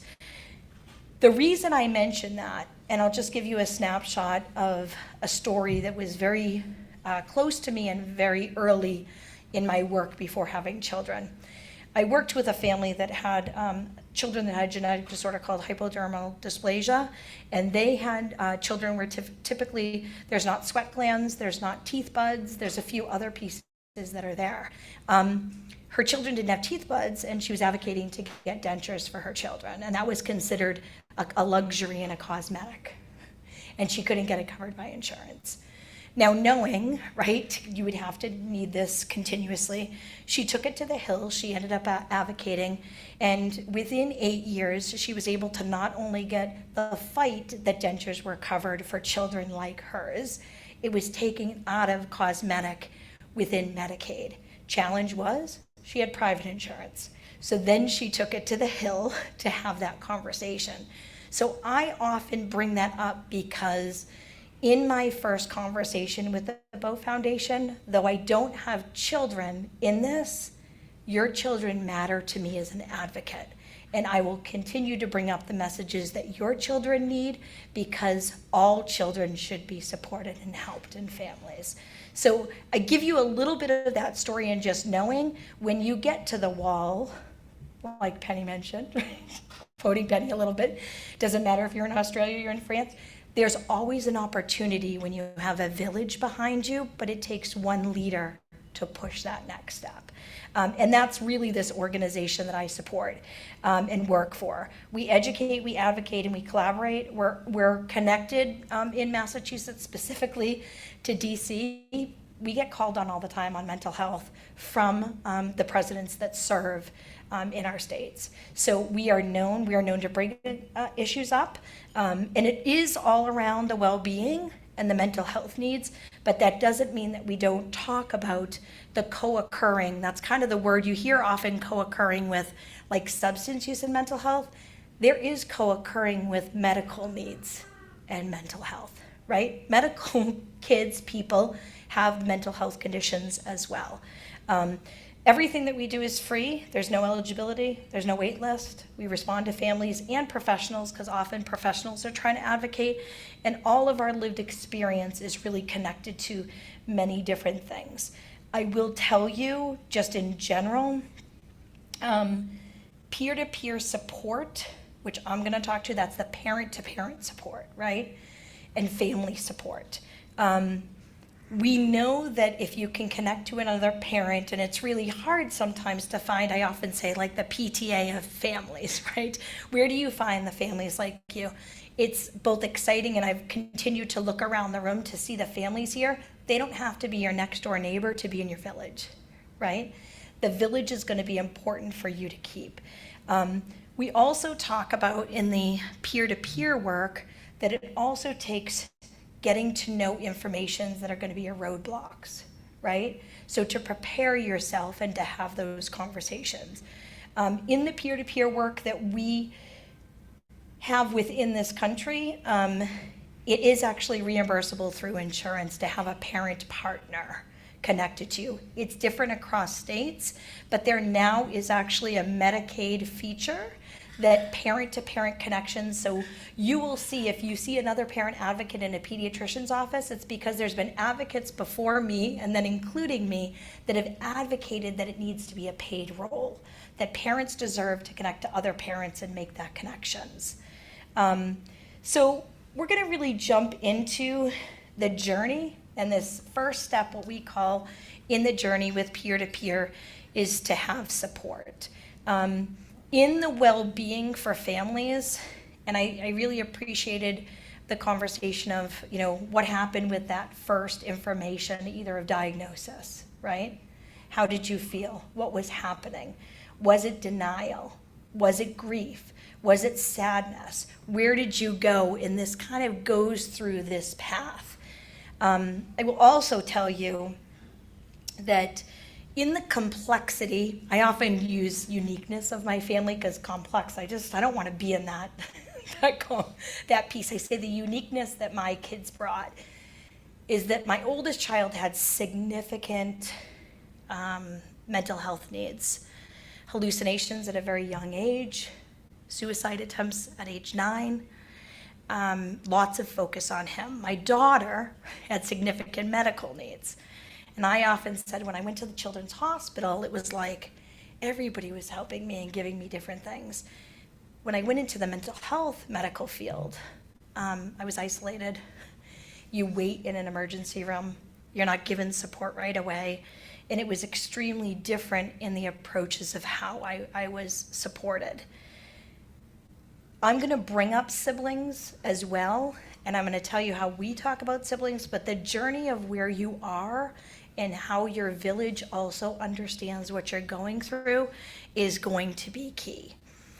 In that, I'll share some of my mistakes, right? I am a person that always typically has a smile on my face, can show up and be what I would say my advanced self today. You wouldn't know on Wednesday I was in crisis with my grandchild that had a seizure, right? So crisis families, and we identify families in 3 ways: crisis, beginners, or advanced. Any advanced family can be in crisis, and then you feel like you're a beginning family again because you can't put all the pieces together when you're in crisis.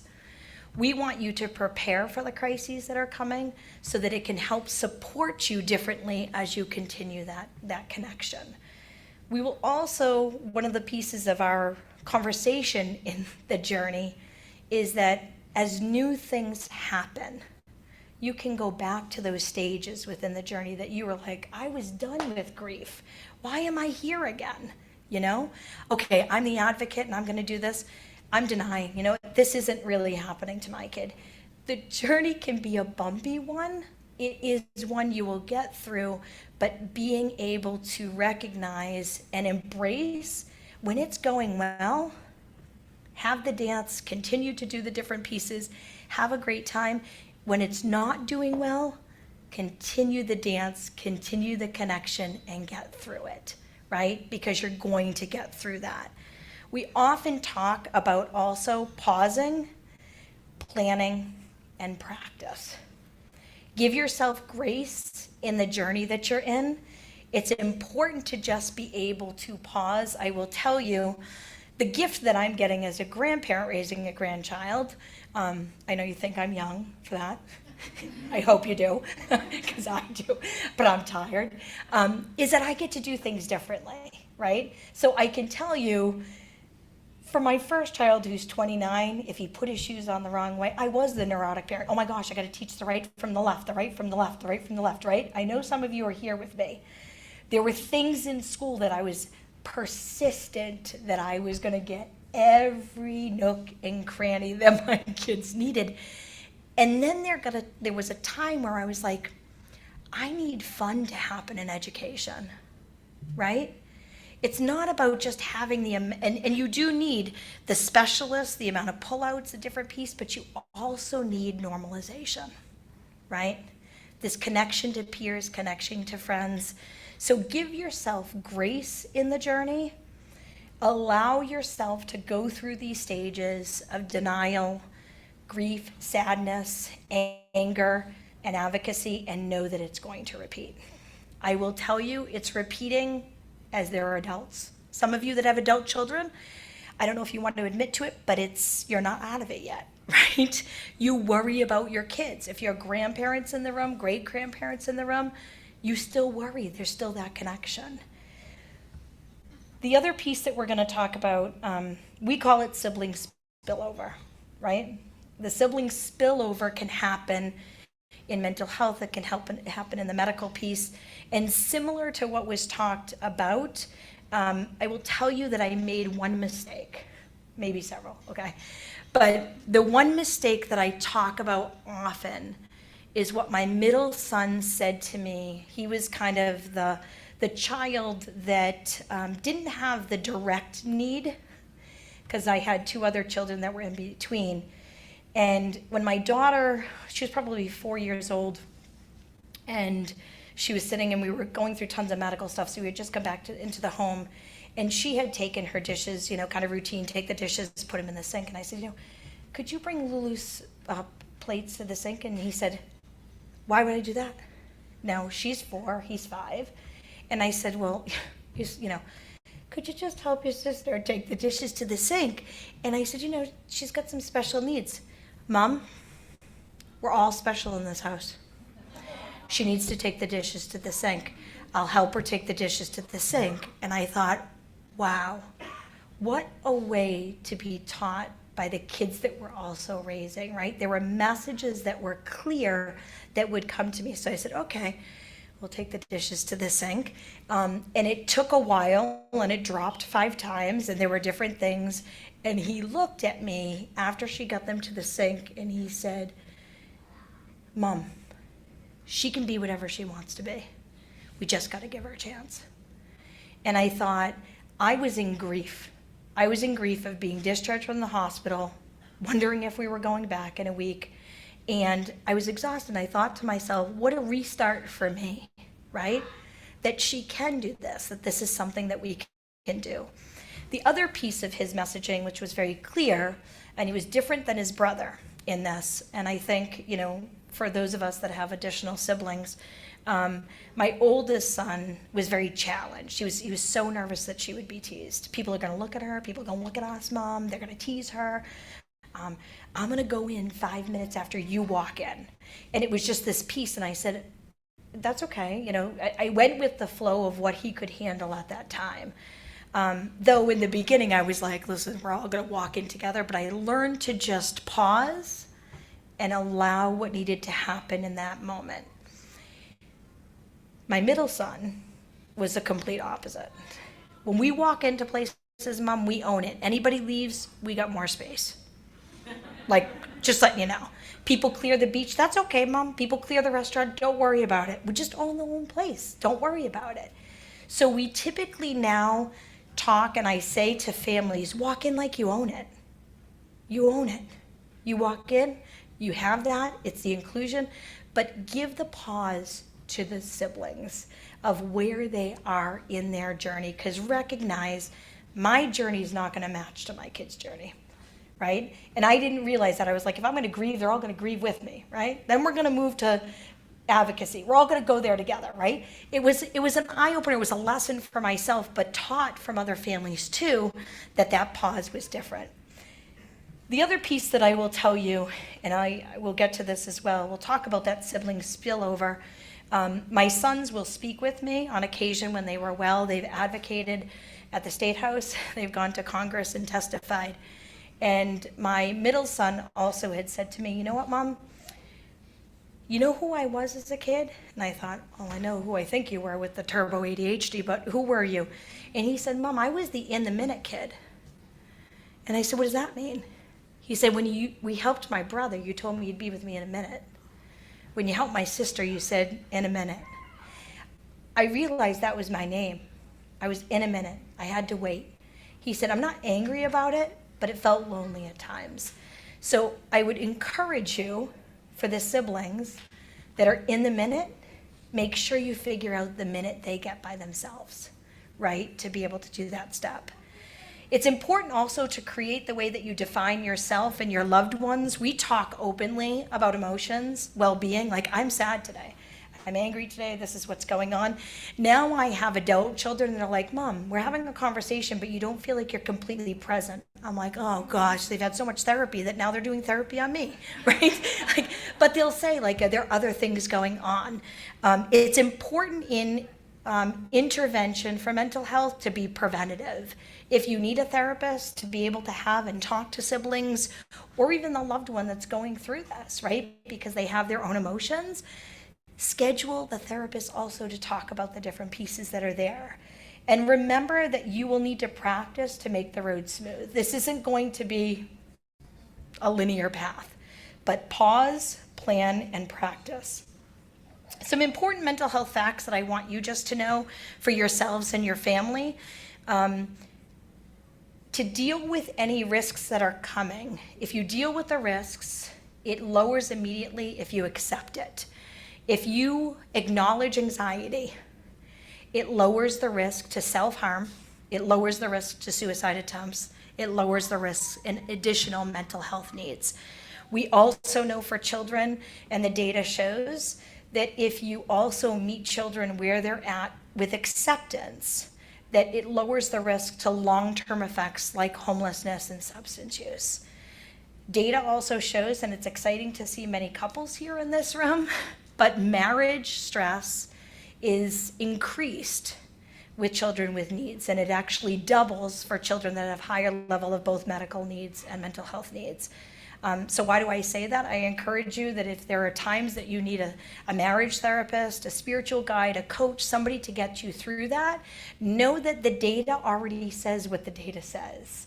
It doesn't say it can't work. It just says you may need some support, some coaching, some connections if there are continued journey pieces that come up. The data also shows that if the parents are doing well, children have a better chance to do better. And that's national data that we know. I only say this next piece not to scare anybody, but it's important to know because just like we talk about drugs and we talk about safe sex, we don't talk about suicide. Suicide is the second leading cause of death nationally for 10 to 18-year-olds. So in Massachusetts, it's the second leading cause as well, but nationally, it is extremely important to talk about and just to think about what it looks like. Mental health can show up differently in teenagers. Irritability is actually something that's connected to depression. I don't know a teenager that's not irritable, just being honest, right? But being able to really kind of go with your gut instinct too of what's there.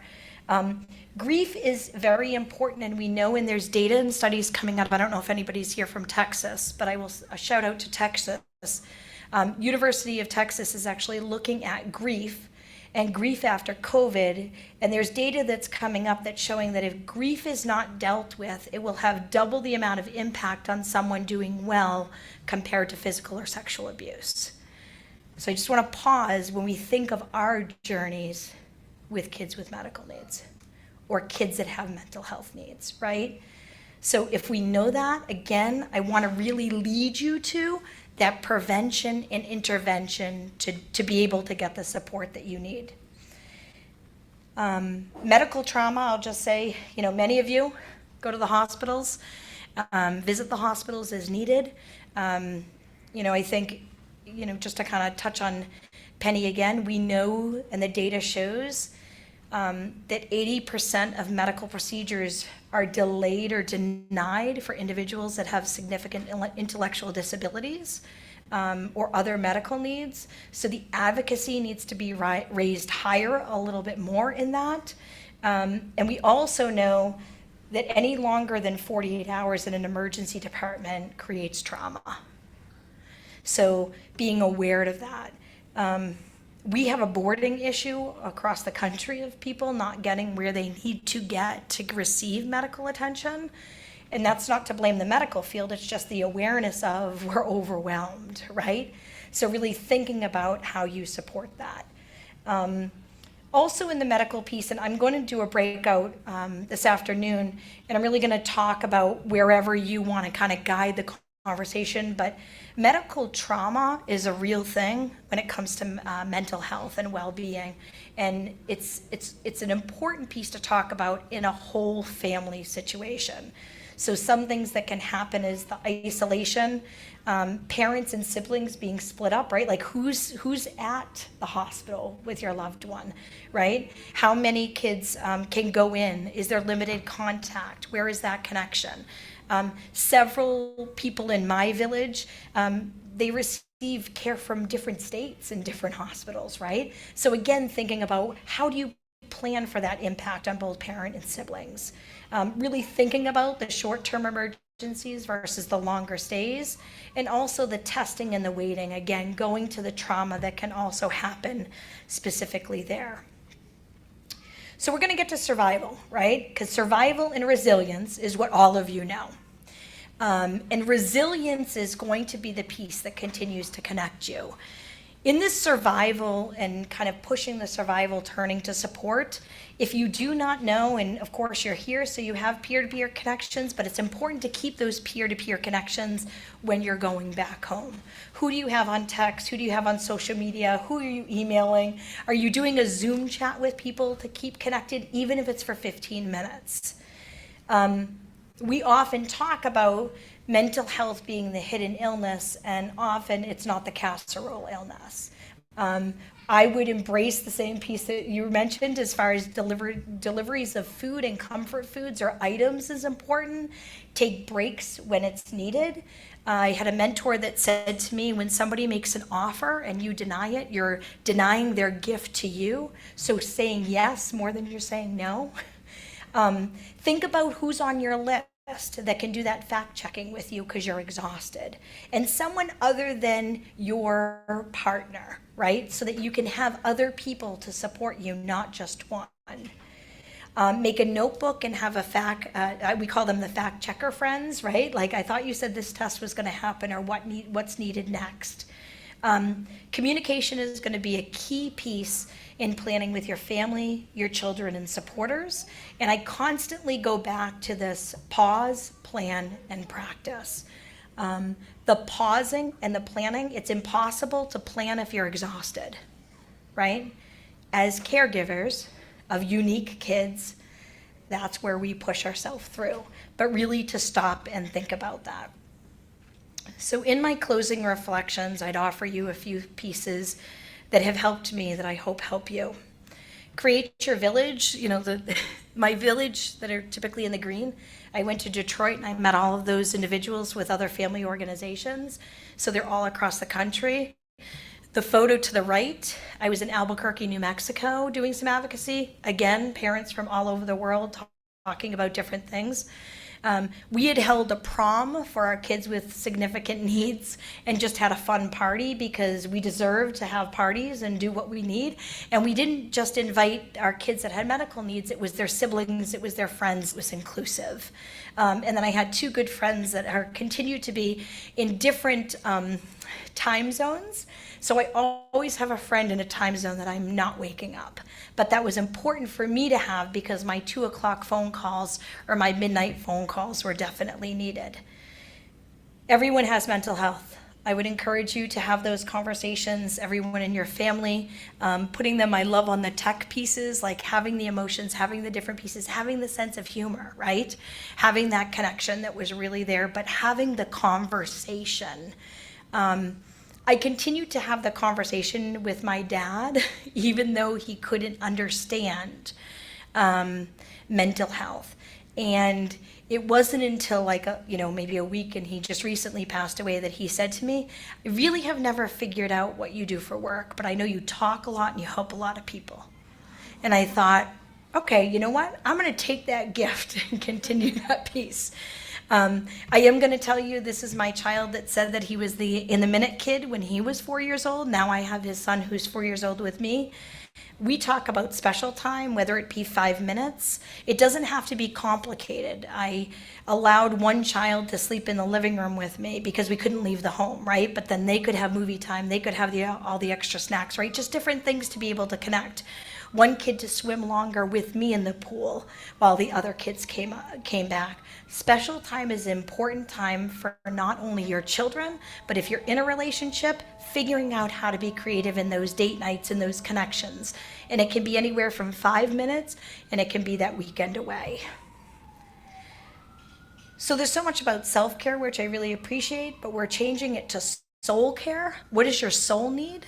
What is that connection? Is it a cup of tea? Is it to read a good book? What do you need to be able to get to that next step? So I would encourage you, how do you cultivate that happy in your heart? Are you dancing in the kitchen in the mornings? Are you having the cup of coffee? Are you having the fun time within your family? One of the pieces that my boys often talk about today are kind of these sassy times. They'll say, remember when mom did this? We had our breakfast on the china because she wanted to have that Queen Day for us. But they'll talk and they'll have fun with different things that are there. And I always included the neighbors. I always included different people that came out. And it was really important that as my children also wanted to talk about their their siblings' needs, I allowed them to. So it wasn't uncommon for the conversation at my dinner table with friends to be, hey, did you know my sister has 2 belly buttons? One's a G2. Did you want to see it? I can't show you her stomach, but I can show you what it looks like, right? But there was this normalization piece of just saying, this is what we have. So whether it's equipment, whether it's, I allowed my children to give the tour of items, right? But allowing that piece. So we connect resiliency and hope, and we know that if you're resilient, but if you continue to hold on to hope, there's endless possibilities.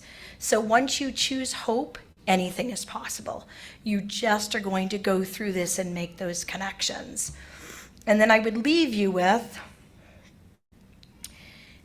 share your sparkle everywhere you go. You are the glitter that walks in the room. You can own it. I would encourage you, like my son had said to me, Mom, it's okay if people leave. We're just going to own it and we're going to sparkle Lulu everywhere.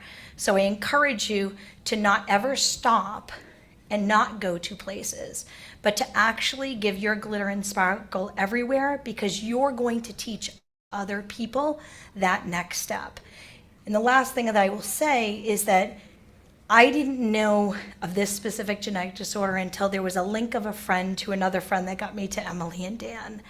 So now I want to say, not only am I going to be using my own sparkle, but I hope to advocate on your behalf of your children and your needs, and continue to hold hope for all of your families. Thank you.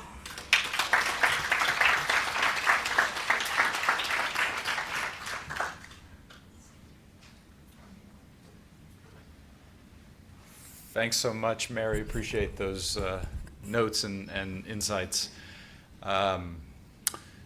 You know, we've got a great patient community, and it's better with people like you in it, so thanks for being a part of it. The Bow Foundation primarily funds medical research. That's a big part of what we do. If you look at our income, it's about 95 to 97% of our funds out the door go straight to medical research into GNAO1. Unfortunately, this year we've had to also start offering bereavement assistance because there are a number of people who passed away. So we've got a memorial video here. I'm not going to come back up. When it wraps, we'll join, I think lunch is ready, or we will check on lunch, and we'll have about an hour for lunch. So let's watch this quick video. Robert will ask you to cue it up.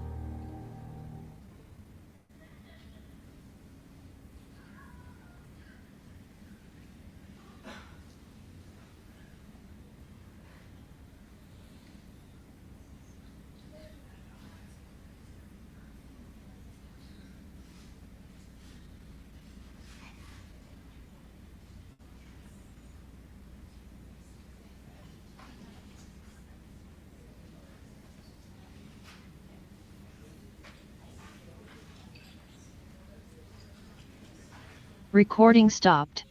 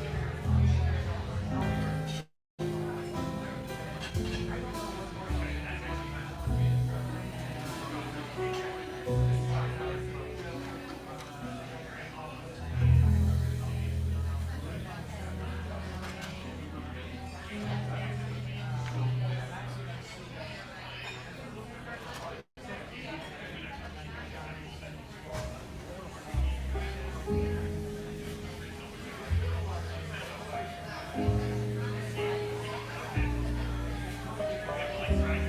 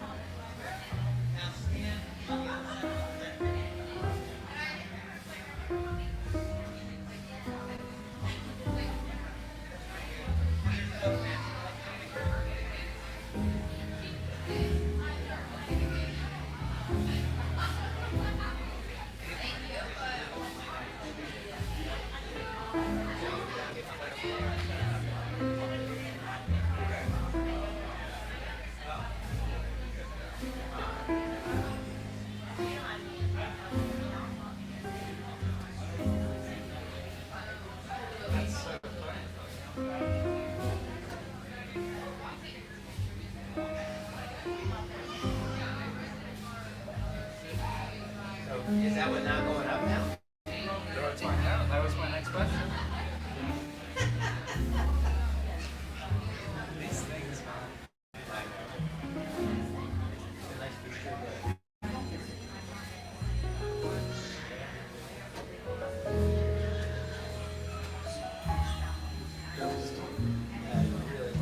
Hey, it's good.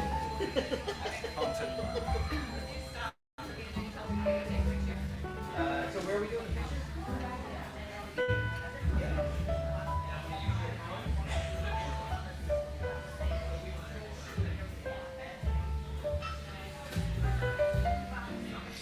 All right, ladies and gentlemen, if I could have your attention, please. We'd like to ask everyone to head to the back of the room. We're going to do a group photo. So to the back of the room, we're going to do a group photo. Thank you.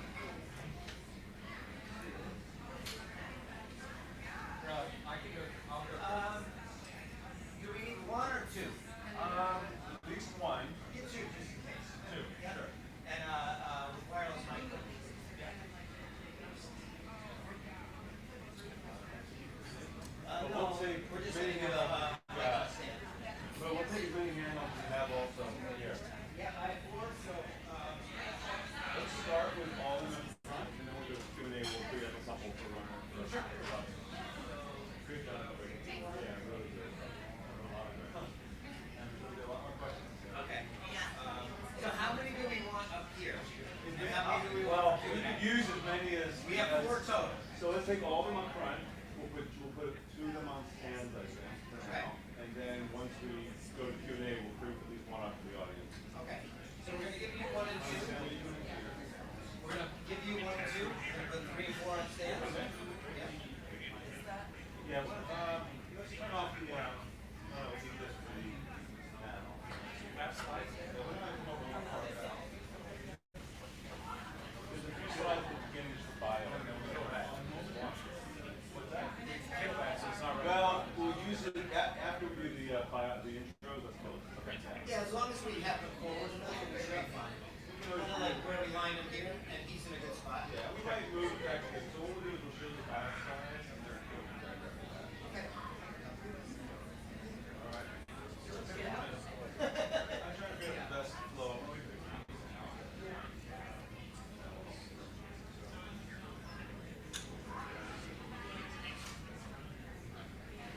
Now, where do we need to get that microphone positioned to cover his device? Where's the optimal spot? Right there? Yeah.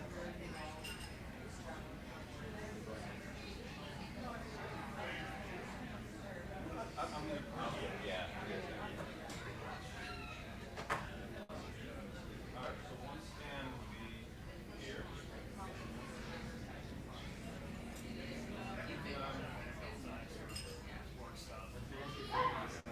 Figure out a good spot for you.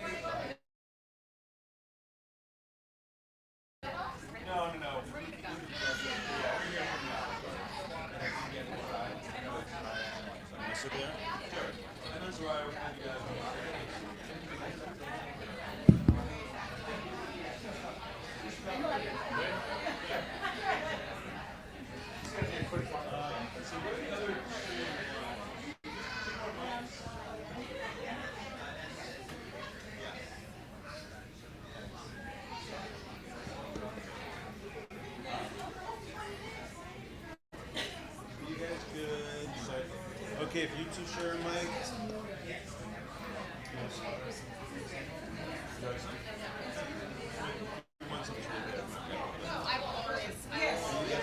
Yeah, we're good sharing, yes.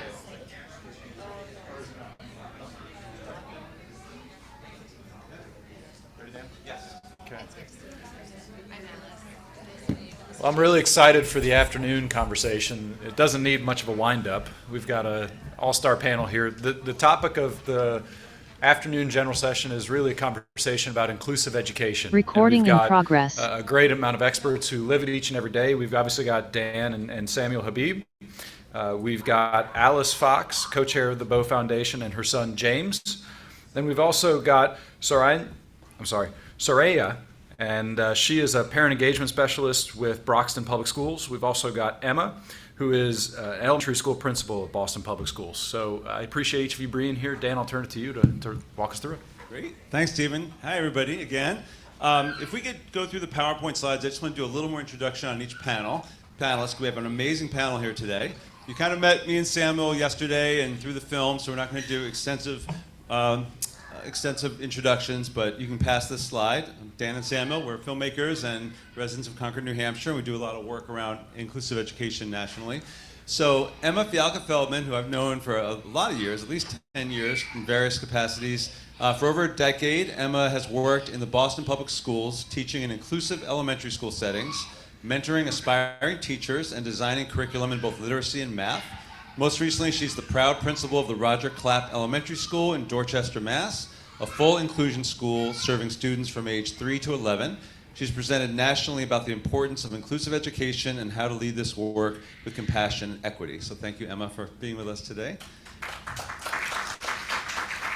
We have James Fox, who also many of you know, but deserves to have his awesome bio read. James just finished 8th grade and is excited to be heading to high school next year. James loves socializing with his friends and family, as well as anything sports related. You and Sam will have a lot in common there. While he loves all sports, football is his number one, and he enjoys cheering on the Denver Broncos. He's hoping for a better season this year. And the University of Virginia. James is also excited to be part of the football team in high school, as he's going to be an assistant play caller. Thanks for joining us, James. Alice Fox, again familiar to many of you, is co-founder and co-chair of the Bow Foundation. In addition to her volunteer work for the Bow Foundation, she runs a music education-based nonprofit in Charlottesville, Virginia, where she lives with her husband, Duke, the foundation's treasurer, her 3 kids, including James, also on the panel, and 2 rescue dogs. Thanks, Alice, for being on the panel. And finally, Soraya. Dr. Soraya was born in Haiti and completed her education there, earning a degree in journalism before going on to Boston University for her master's in social work and 2 doctorates in Christian counseling and educational leadership at Liberty University. She established the nonprofit organization Space in 2014. She's authored multiple books on empowerment, cultural heritage, overcoming fear, and self-esteem. She is currently a family engagement specialist for the Brockton Public Schools. So thank you, Soraya, so much.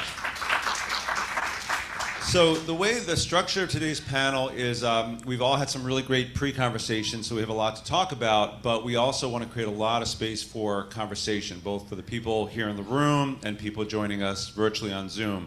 So we're going to start with a couple of rounds of questions and discussion, and then we're going to, hopefully for the last 20 to 25 minutes, leave time to just open it up for anything you want to talk about on this huge topic of education and inclusive education. I just want to start by setting the table a little bit for the discussion. I've had the chance to work for the last 20 years doing a lot of films and research and travel all around the country and somewhat internationally around looking at disability rights and inclusive education. And I have found that 2 things can be true at the same time. One is that all the research points to the fact that students with disabilities who are included alongside their non-disabled peers learning the general education curriculum is the best practice. It's the best chance that these kids are going to have to obtain the goals that we all want for them. You know, transitioning to college and employment and full lives in the community, having meaningful relationships. Doesn't mean you can't have those things without an inclusive education, but the research is very clear.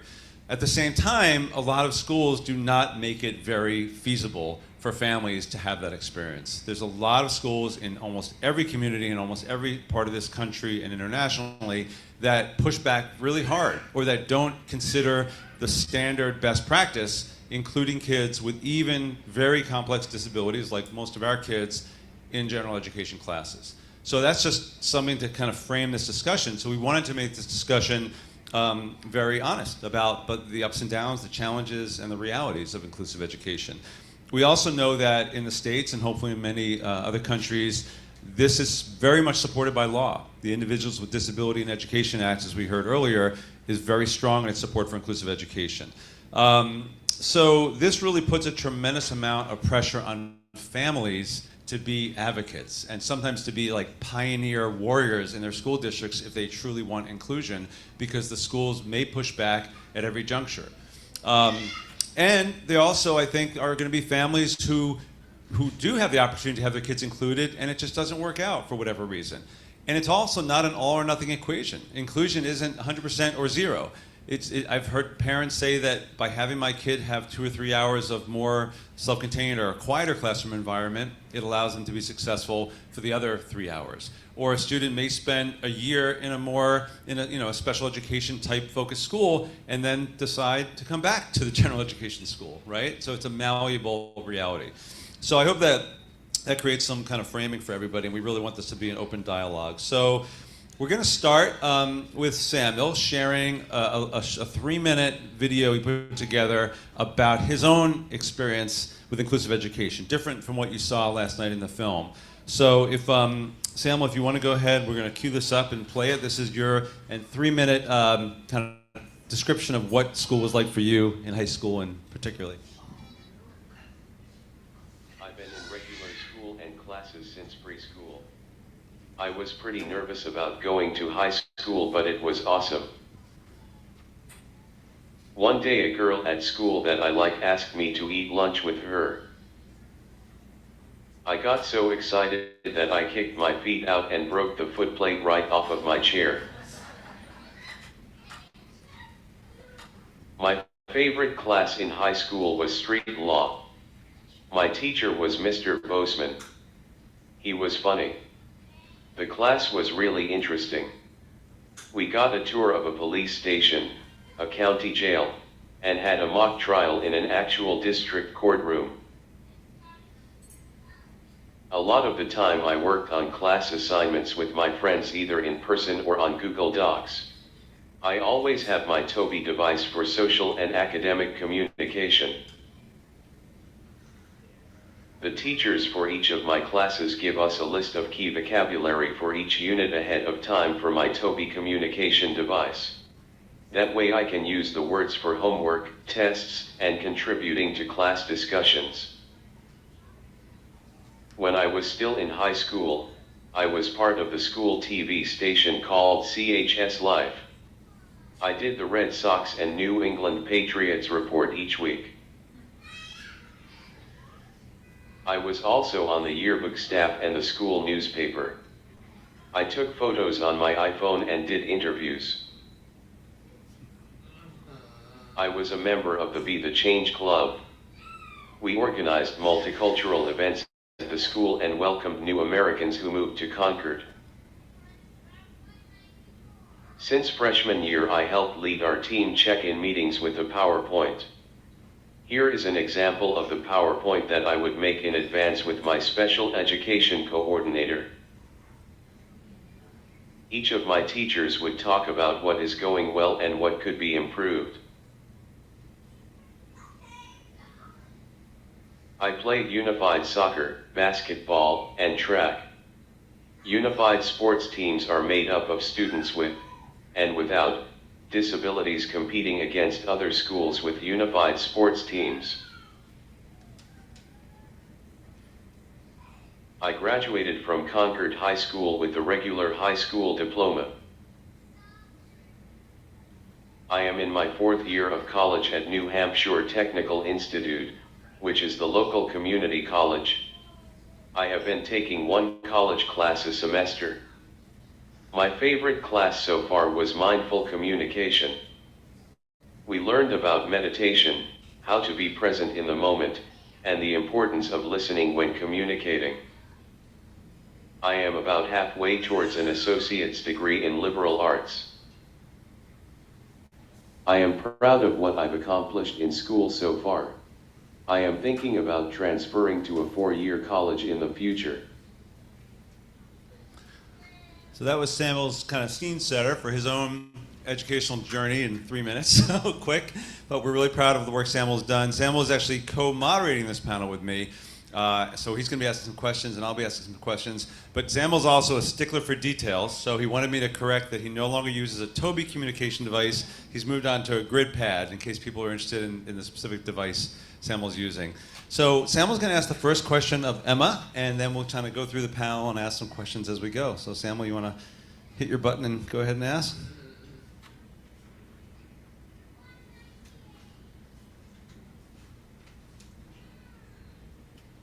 Yvette Emma, as a school principal, you are committed to including students with disabilities in general education classes and activities at Roger Clapp School. Can you talk about why you are so committed to inclusion? Thanks for that question, Samuel.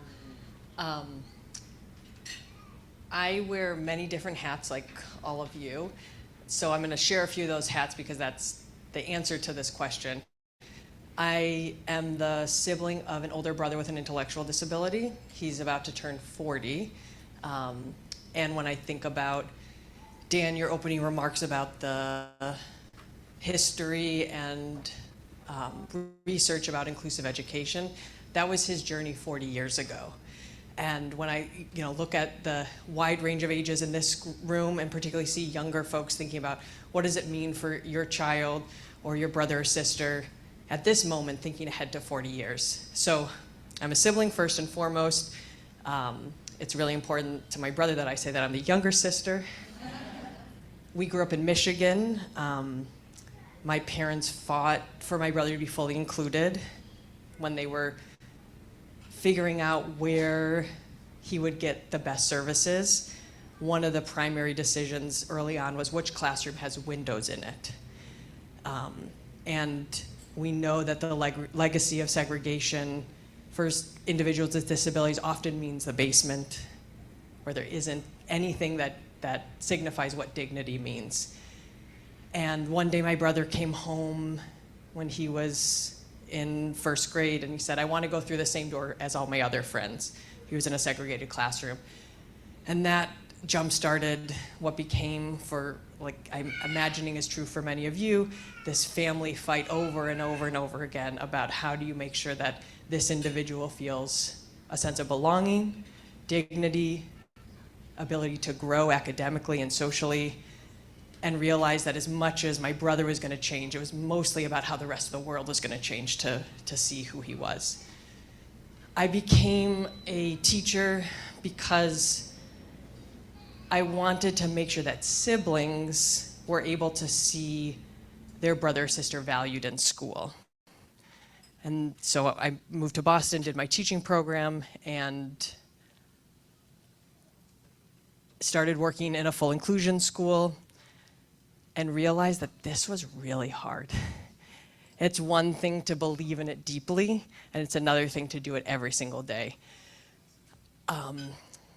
My brother, Micah, is in one of Dan Habib's other films called Intelligent Lives, and there's he came in and filmed me, and I've never sweat so much in my life. And Dan happened to capture a particular moment where I was really questioning, what does it take to do inclusion well?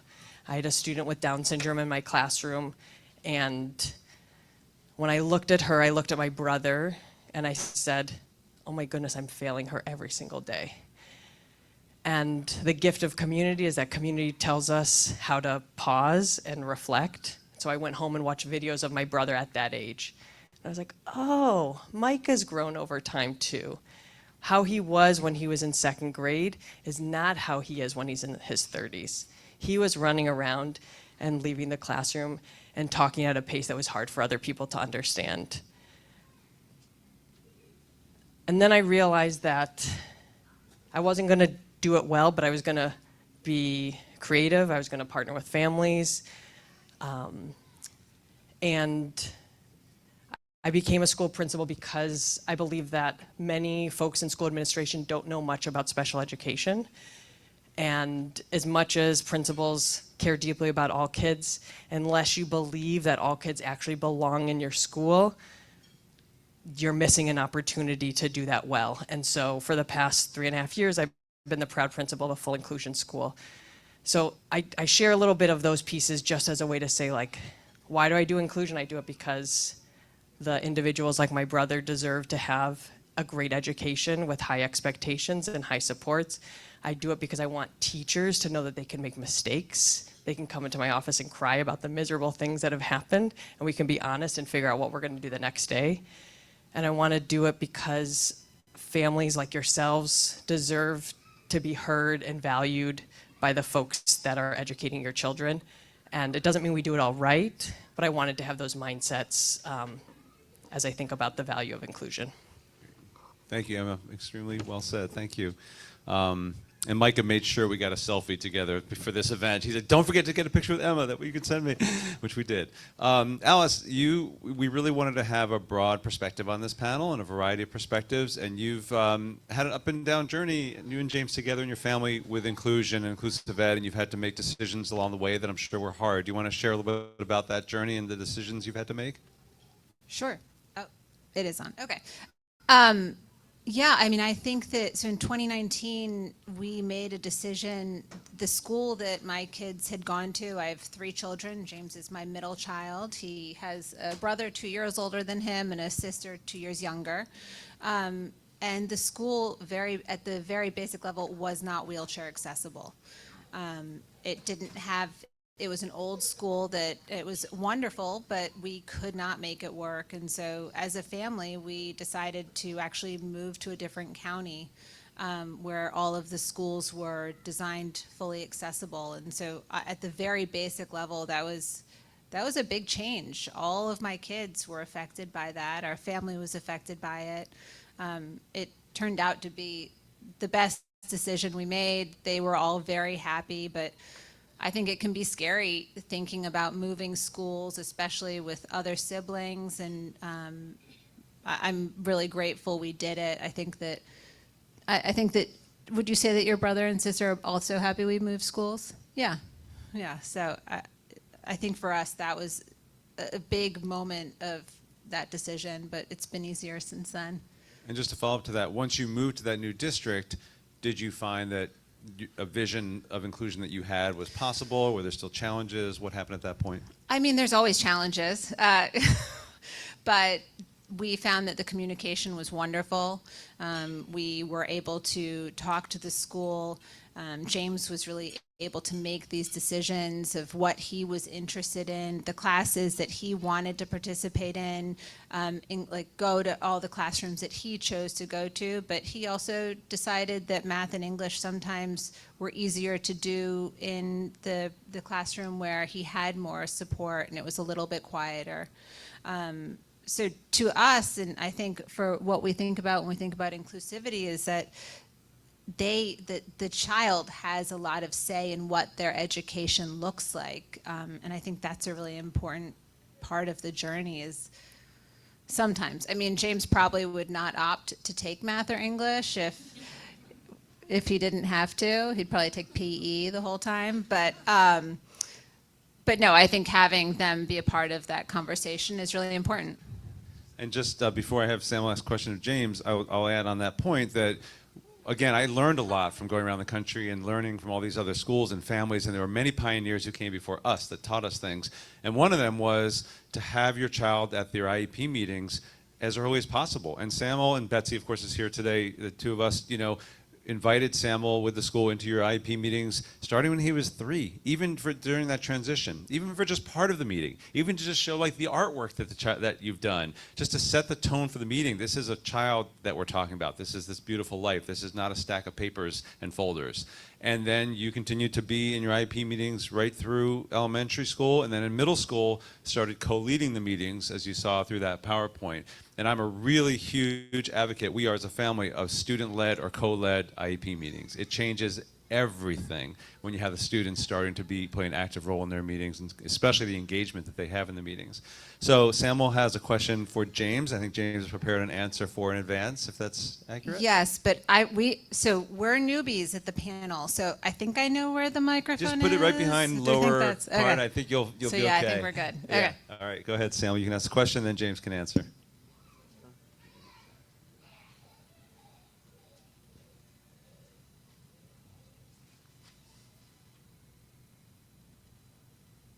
Samuel left it all on the field yesterday, but he's trying to motivate. Go ahead, bud. You got it.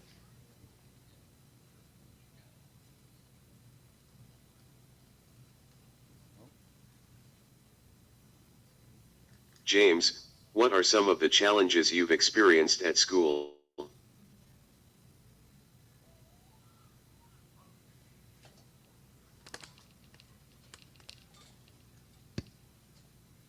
I had more challenges as my old school because it was really hard to get around. I do not have many challenges as my middle school except when people who did not know me treated me like I didn't understand them. By the end of 8th grade, everyone knew me and how much I was capable of. At graduation, I won an award for how friendly and outgoing I am. The award was called Heart of Henley. Love it. Great persistence. Is there anything you wanted to add to that, Alice, before we move on to Soraya? No, I don't think so. All right. Congratulations, James, on that award and for your persistence. Yes. So, Soraya, I know there are people here today, there are people on Zoom, there are people who are just getting into the school system who may not feel like their kids are being welcomed into their school, and they're being directed from a very early age to self-contained settings before the school even tries, perhaps, to include that child. So what do you say to families who are trying to include their kids in typical schools? How do you coach them as a family engagement specialist to advocate for what their vision is? Thank you for that question. I'm really honored to be here. Thank you so much for having me. It is a humbling experience. So when I talk to families, there are things that are powerful message that too often as educators we don't share with families. When you walk in a space, wherever the space is, have in your mind that you belong. And when I'm hearing Alice saying that they couldn't have a walkthrough for the wheelchair, that hurts. And I think too often as administrators, we're not really thinking about families' needs. And I always tell people it's important to put the empathy aspect of the work, to be human for a moment. So the message for me is just say that you belong. And belonging means that you come with your full person. As a woman of color, when I came to this country, I never really felt that way. I deal with my son also, who's going through a lot of challenges, because I always felt some way that people will not hear me, they will not understand me, they will not be where I am. So my message, what I've learned through the years, is that I belong. And because I belong, I need to ask for the things that I need. So when I say families to ask, you're gonna ask again and again until you get an answer. That's the only way. And I think about the IDA Act in 1975, how it's been amended many times, and even 2004 again. It's because of you, families, because of your voice, because you are not afraid to talk for your children. You're not afraid to share your stories. I really believe that story matters. And through this journey here, when I came this morning listening to PPA Mary speaking, the message is clear. Unless you say something, nothing gonna happen. I also tell parents that they are not alone. Regardless of the circumstances that you're going through, you are not alone. Please remember that. So before you leave, I always tell families, connect with someone, get their phone numbers. Because whatever it is that you are not saying, someone else is going through it, and hopefully that will help. I also tell families that I prefer saying family as opposed to say parent, because I believe in the word parent, you have partner. So know that you are a partner in the school system. The school too often do not know how to accommodate to your needs of your child or yourselves. So unless you know that your voice really matters, that you can say something, they will not really listen because they're not themselves aware of how to support your child. I will go to say that you are the expert. Believe it or not, you are the expert. You are the one going through those circumstances on a daily basis. Because you are the expert, share your ideas. Tell them what you need.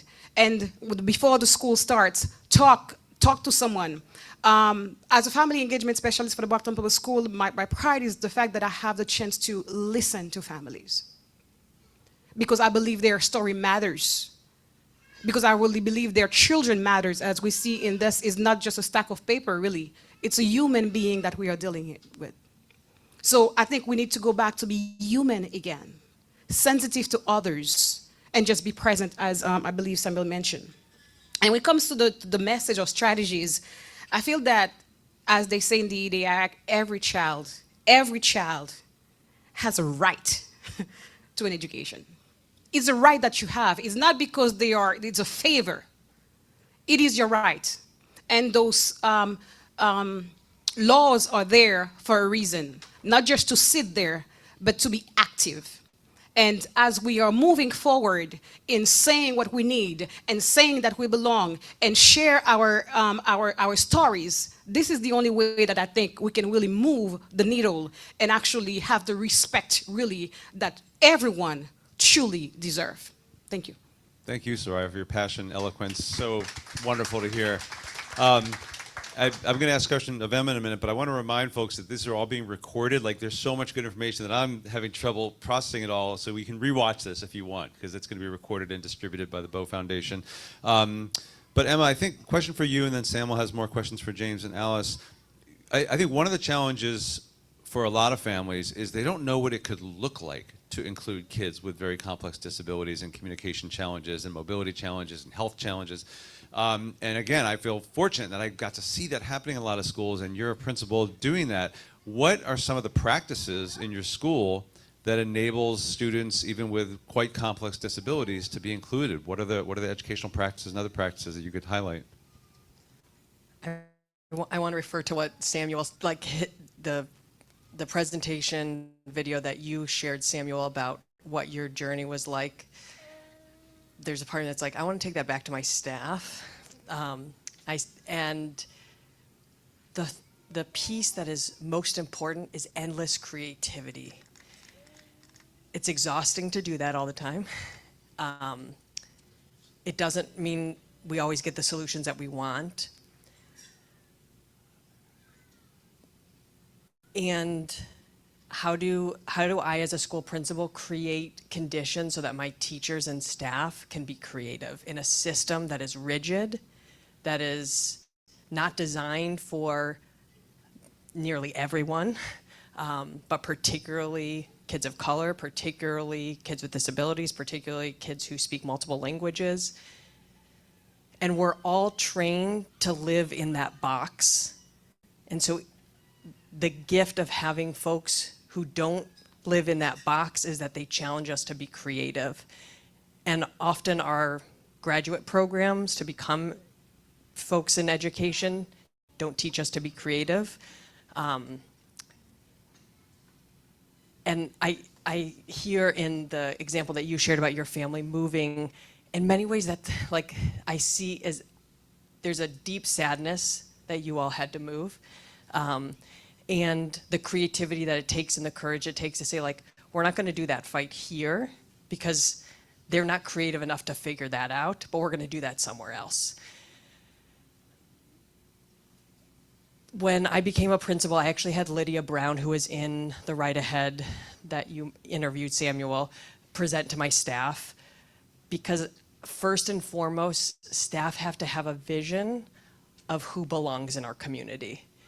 And by unpacking ableism, what we begin to hear is that actually everyone's impacted by disability in some way.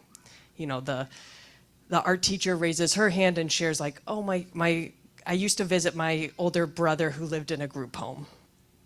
And then we hear about someone who has their own child with a disability. Then we hear about staff members who have their own disabilities and were in self-contained classrooms growing up, and now, because of the way special education felt impactful to them, they're here as educators. But we have to have a streamlined vision about who belongs and what it takes to do that. So I use the phrase, all kids and staff and families deserve high expectations with high support. We don't know what's possible. That's beautiful, that's scary. When my brother was born 40 years ago, my parents could never have imagined that someone with a disability similar to Down syndrome was going to live hundreds of miles away from my parents. They live in Michigan, he lives in Syracuse. That he would be living with paid support staff. That he would be walking on his own to his job, which is a teaching assistant at a university, teaching future teachers about inclusive education. They could never have imagined that. That was never explicitly written in an IEP. It was never the psychologist's report. But there was a deep belief that we don't know what's possible, and we're going to listen to our children. We are going to not allow our own fears about what's going to happen when they go out to prevent ourselves from saying, like, we're going to try this. It might not always work out, but we're still going to try it. I just got off the phone yesterday with a family, or an advocate of a family who's joining our school community, and there was a worry that in the child's IEP, it said he cannot go on a field trip unless he has a one-to-one support. And that was written because challenges came up, and that was the school's way of saying, like, well, that's our way out of getting out of including this kid in a field trip, because if we don't have the staff, then we can't do it. And when I hear that, I feel both deep shame for the public education system, because ultimately that's about the adult, that's an adult problem. But that kid deserves to go on any field trip. And that's not something that needs to be put on a family. That's the kid's legal right. But how do we move it away from the burden on the family to the burden on the school system? And when families call me frustrated, which is definitely hard to hear, and sometimes, in all honesty, I put the phone a little further away because the volume becomes very loud. Sometimes families might apologize at the end, and I always say, what I hear in your voice is deep love. You can be frustrated with me. Like, we're not always going to do it right, but we need families to continually hold us accountable, because we're not going to do it right. And it doesn't mean that every administrator or every teacher is going to be like, yes, thanks for that feedback. I'm so glad you told me that today. But we are only as good as the folks around us make us. And whether that means a kid is fully included for all part of the day, whether it means they're included for a couple of years and then they do something different, wherever your child is, continuing to be that parent, that family member that knows what you want for your child, and like nudging the system over and over again. Doesn't mean you have to do it every single day. Doesn't mean you don't take breaks. Doesn't mean you don't like delete the phone number and say, I'm never going to call this institution again. But finding ways to keep pushing us, because the only folks who hold us accountable, especially for kids that are on the margins, are families. I love all that, Emma. And don't you wish Emma was your school principal? I do. But I think that accountability is so critical. And I think one way that families can and should hold schools accountable, and again, schools are partners. They're not the opposition. They should be partnerships, is by getting everything you know is going to help your child succeed into the IEP. It needs to be documented in paper, in writing, because that's a legally binding document. So Samuel's IEP grew to what, like 40 pages by the end of your senior year? Because it was everything from like, we know that Samuel flourishes when he gets to work with peers. We know Samuel needs audio information for all of his learning. And as you said in the film, that's how you learn. We know that universal design for learning is the only way that you're going to be successful. So that's just a quick thought. So we're going to do one final round of questions here, and then we're going to open it up for questions both virtually and in person. Samuel, you have a question for Alice.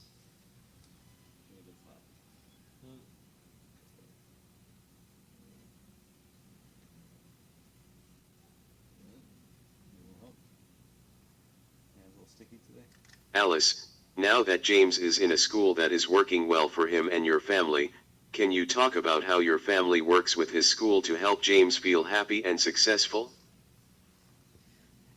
Yes, absolutely. And as we're sitting here, it occurs to me that we're actually going into a new school in the fall. So I'm hoping it goes well. I think I've learned a lot. We've learned a lot over the years, and I think that we are hoping that with working with the school that they are going to listen to us. I am very good at speaking up.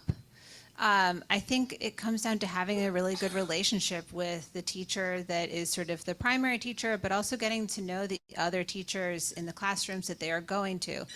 I love the page of sort of all of Samuel's classes and that they all entered in notes. And, you know, as we're sitting here talking, I'm like, we need to have an IEP sort of hub of information, because I think there's so much that we can all learn from one another on what do we ask for, what are the parameters. What James took a class this year, and his big project was actually teaching the entire school about GNAO1 through GNO on the Awareness Day, and everyone wore blue and purple. And I mean, it's a school of middle schoolers. If you have a middle schooler, to get them all engaged in anything, but they were all really in and asking amazing questions. And I think just finding opportunities to teach in a way that's meaningful and the kids also feel engaged. But I think that we also struggle with finding out, you know, on a day-to-day basis, what is happening at school? How are they reporting that back to us? That's an ongoing thing that we struggle with, but we do have a sheet of paper, and every day whoever's working with James fills that out and tells us what they're working on in reading, what they're working on in math. We didn't have really any homework this year, but just to keep us up to date so that I can have conversations with James about it. I know what to ask for. I think just being able to have those conversations and just knowing more, because you want them to be independent. You want them to have this place where they go and it's their own space. But then I, as a parent, need to know what to ask about to learn about the day. Now, I do have 2 other kids, and I probably get more information from James from this sheet. My 16-year-old is always, it's good. And that's it. So it's a helpful resource for sure. But, you know, first day of school, I always am like, look, text message me, call me. I hope that is both ways, because it's important. All right, Samuel, you got a question for James?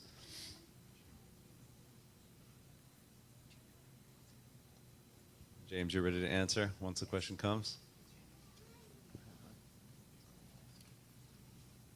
James, I hear you are starting high school this year.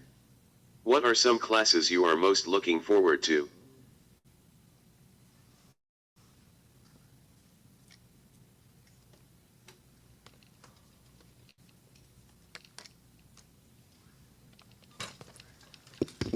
I am the most excited about the 2 electives I am taking, sports management and drama. The sports management class is taught by the football coach, and I think we will spend a lot of time talking about sports. I am also going to be an assistant play caller for the varsity football team this fall. I am the most excited about the 2 electives I am taking, sports management. We hit it twice. That's yes. right. Yeah. Well, Nice. I love it, James. So I think one thing that you and Sam will have in common is by having some parts of school that you're so excited about and is so motivating, might help you get through some of the classes that you're not quite as excited about, like chemistry. That was tough. Alan, you know? So, but I think that's a motivation to come to school, to have the social relationships, the friendships, and I hope schools put as much emphasis on those opportunities as they do on the academic rigor, because without that, the kids are not going to be as motivated. Soraya, a final question official question for the panel at this point, and then we're going to take some audience questions. You work with a lot of families of color in your region, and new Americans who don't speak English as a first language, who may face multiple barriers to their access to education and inclusive education. How do you collaborate with those families who may experience marginalization and discrimination in multiple ways? Wow, where do I start? Actually, I wrote the sentence that I would like to share with you, because this is the knowledge that I learned from many families as I talk to them, as I listen to their stories, and believing that collaboration, partnership is truly essential or crucial for the development of every families or any communities. Culturally responsive family engagement means we are intentional about connecting with the population that we serve by sharing knowledge and resources to enhance children's learning and development collectively. Collectively, because the resources, it's back and forth, it's input and output. And I am in Brockton, as you know, there's at least 17,000 students multiplied by families. And I say families because it's not mom and dad, because they come from so many places, Central America, Haiti, Cape Verde. They speak many languages, Hmong, Spanish, Portuguese. There are many languages. As much as I would like to say that I speak all those languages, I don't. Therefore, I need to collaborate with other communities, community organizers that are culturally, linguistically responsive. They can hear their story without making something out of it that is not.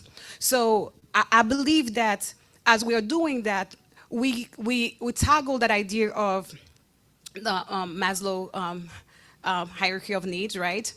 There are certain things, unless we talk about that, we do them, we cannot really expect family really to do certain things that we ask of them.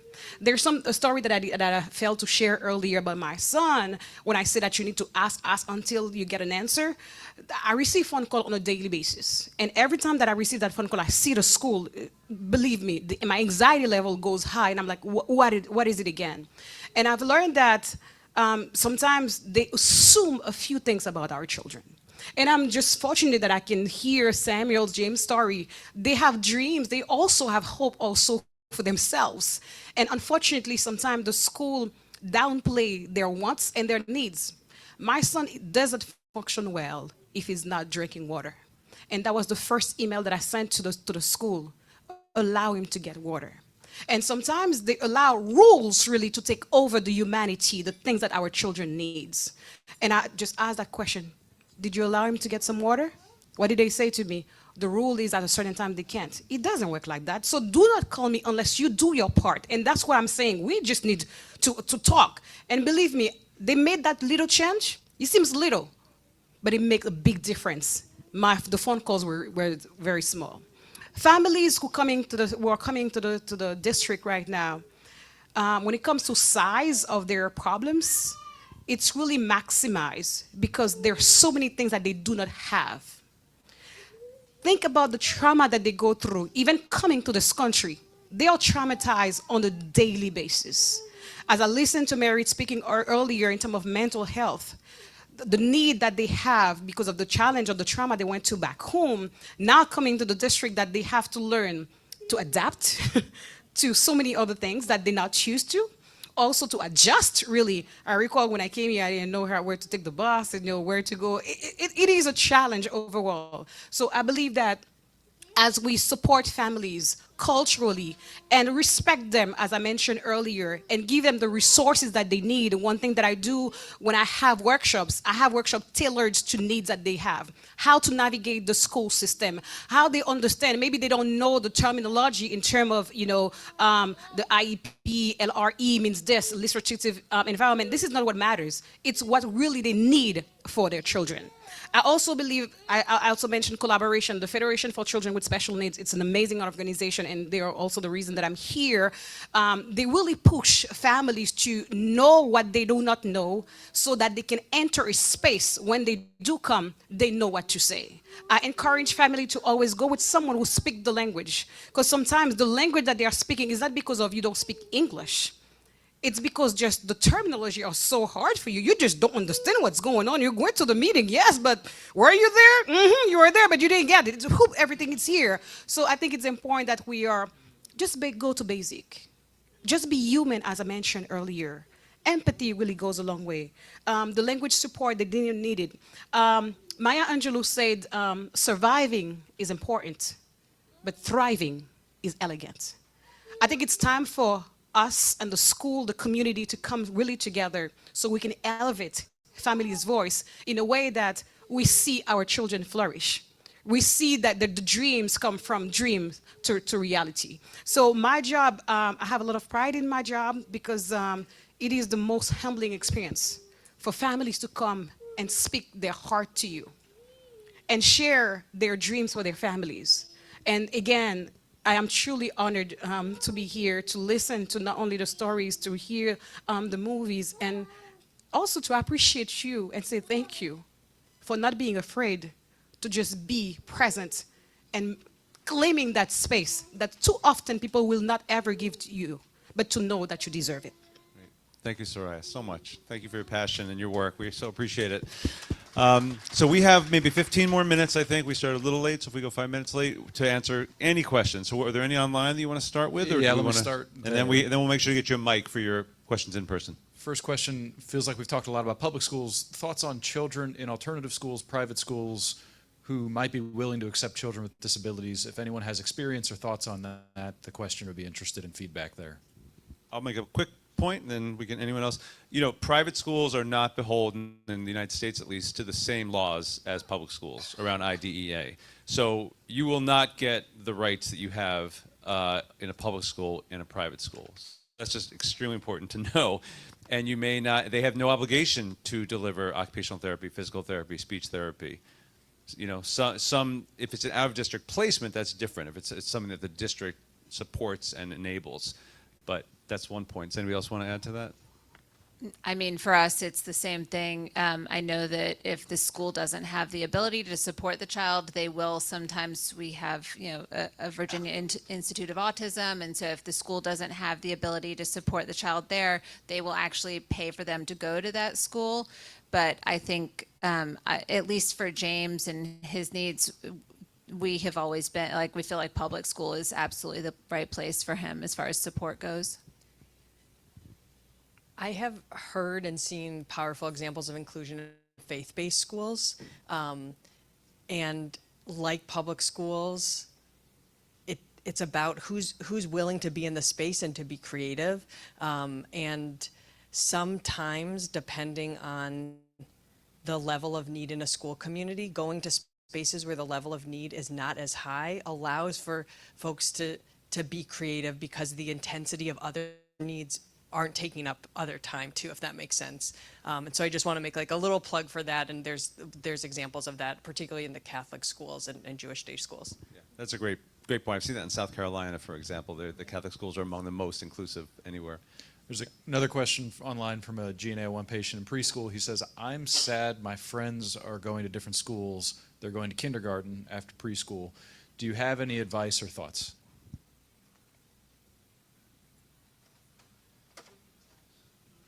Yeah. We have some audience contributions from Penny saying, keep in touch, find ways to spend time together outside of school. That's a great point.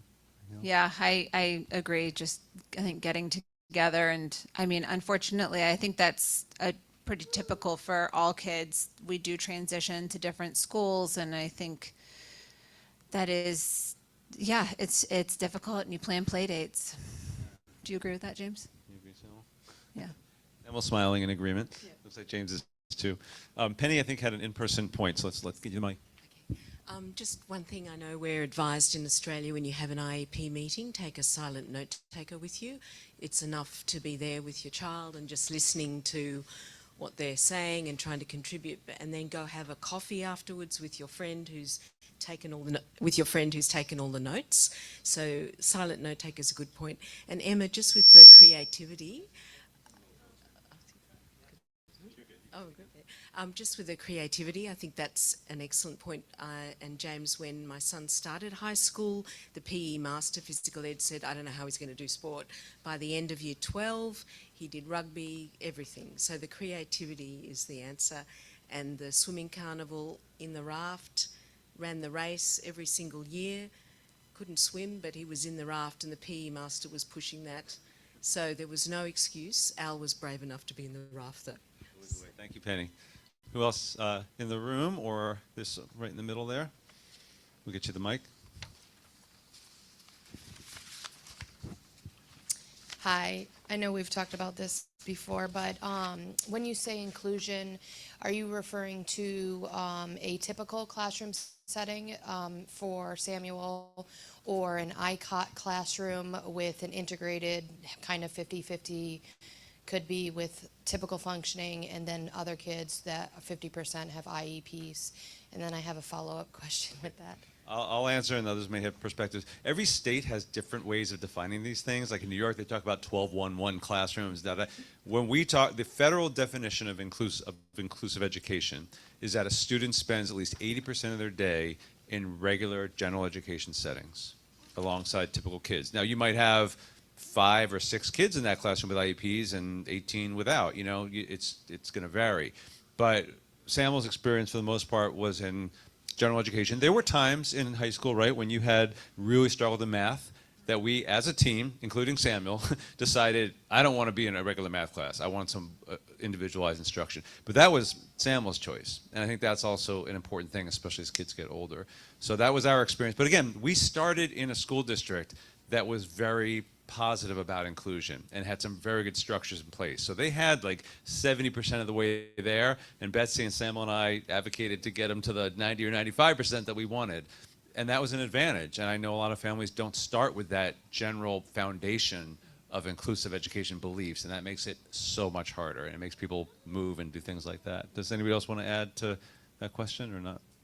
So for us, what it looks like for James, and again, we call it something different in Virginia. James is in what's called a C-based classroom. So that's sort of his home room where he goes. There's like 5 or 6 kids in there, and they all have IEPs, but then he goes out throughout the day. You know, middle school and high school, you're never in the same classroom. So it's different once you get to that for all kids.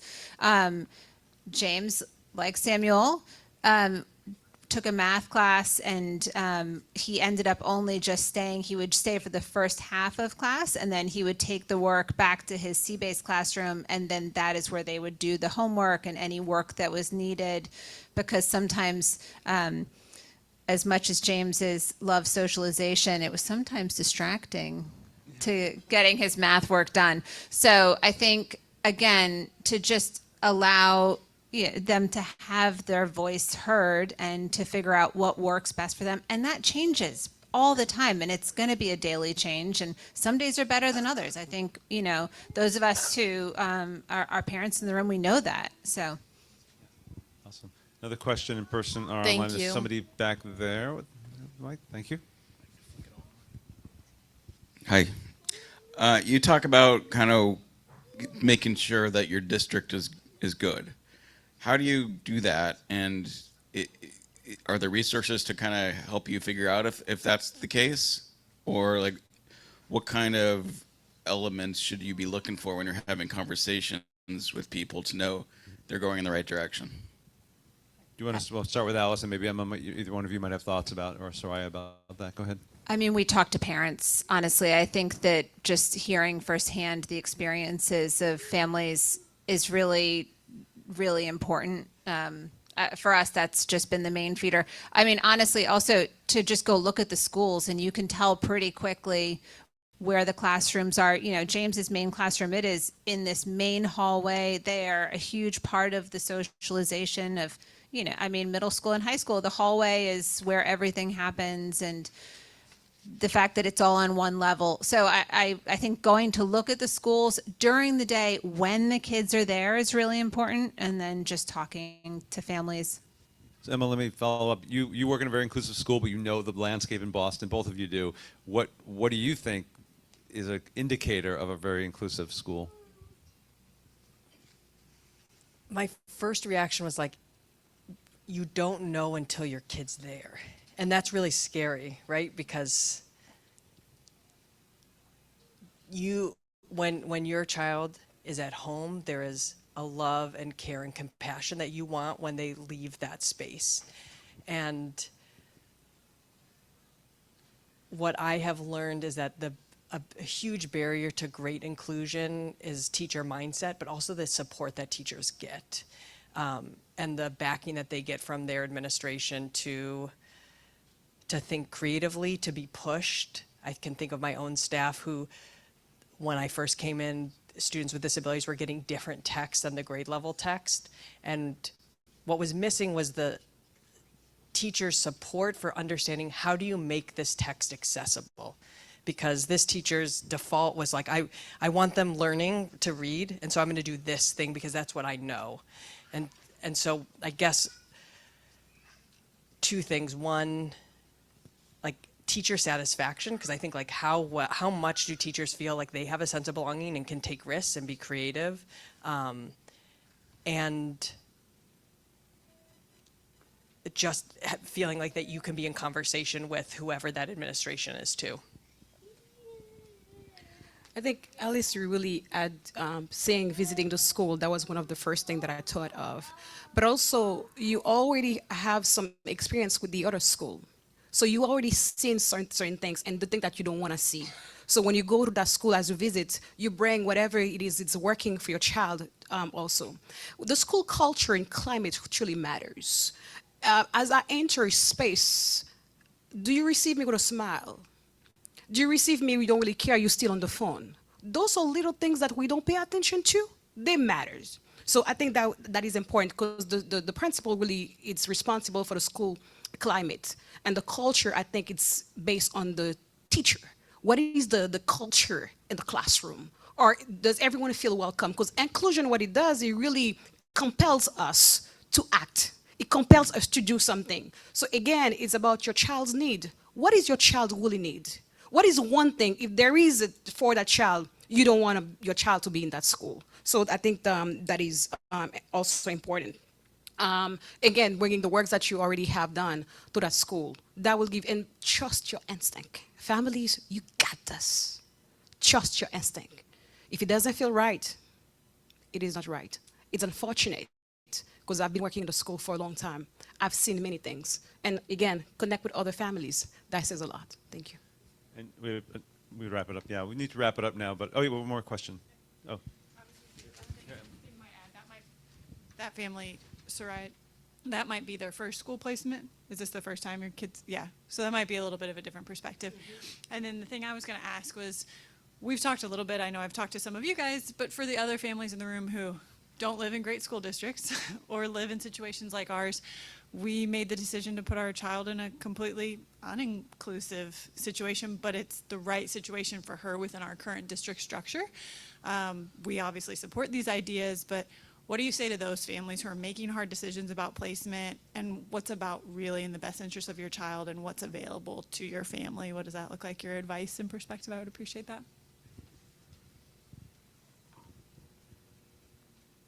Did you, I can answer, but not from a parent perspective, but. Emily's already heard. I think she wants to hear what you guys have to.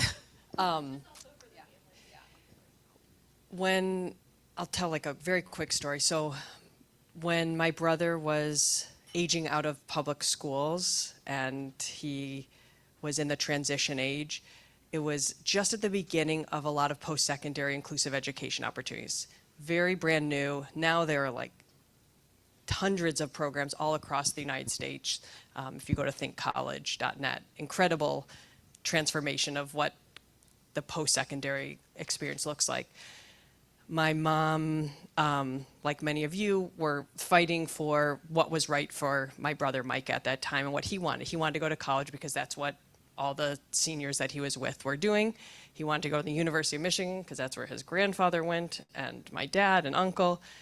And so my mom was working creatively with her social work degree to figure out what that could look like. In the process that happened, my brother went to a more self-contained post-secondary program. And he would get on the bus every day, which was not his common experience, going to our neighborhood public school. And he would get off the bus every day and he loved it. And one day he came home and, you know, remembering my mom had been working very hard to try to figure out like what this post-secondary inclusive education could look like. And he came home and he's like, I don't want to go to college anymore. And my mom, in her wonderful grace, you know, like bit her tongue and said, okay, like, tell me more. What are you enjoying about that experience? I share that just as like a response to your story that the journey is long.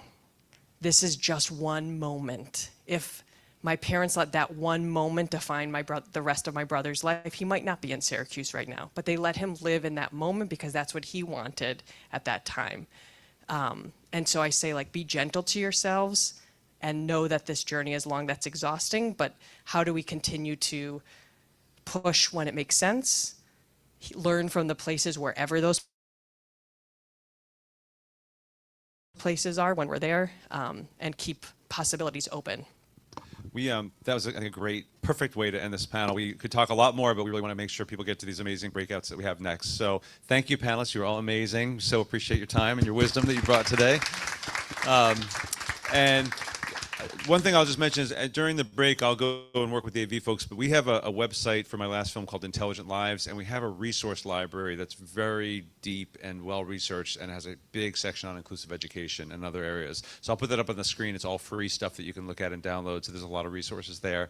And you can feel free to reach out to us for more information, too. Yeah, I just was going to say, I think that using people who have already, if there are IEPs, if you want to look at sample IEPs as our kids get older, ours is not perfect and it has changed over the years, but it's building in, it's just knowing what can actually go into IEPs, and you learn a ton as you go. James's is ridiculous at this point. It's really long. He sits in all the meetings, but I think, reach out. I'm happy to share that. I'm happy to share the page that comes back from school. I think we want to be resources and support one another in this process. So please lean on us. Great, agreed. All right, I think Stephen's going to take it away for the next part. Thanks so much, everybody. I don't know, I feel like I want to take Emma and Soraya back to Northern Virginia with me and bring them into some of the conversations we've got to have. So what we're going to do for the afternoon is we're going to shift into breakout sessions. So on your agenda, you'll see breakout sessions, and they're numbered. And we've got time for you to participate in 2 breakout sessions. If you look around this room, breakout session 1, 2, and 3 are designated on the walls. Breakout session 4 and 5 are just going to be across the hall. I will note that the breakout session number 3 with Alice and James is only going to be offered during the first rotation today. As you make your way to the breakout sessions, I think there might be ice cream out in the main hallway. And then we will not come back here afterwards. It's just a lot of fuss to get everybody back into the room. So this will be our last time, I think, together to just say a quick thank you. And the best way I can think of to say thank you is to recognize a GNAO1 warrior who's got his birthday today. So Levi in the back is 10.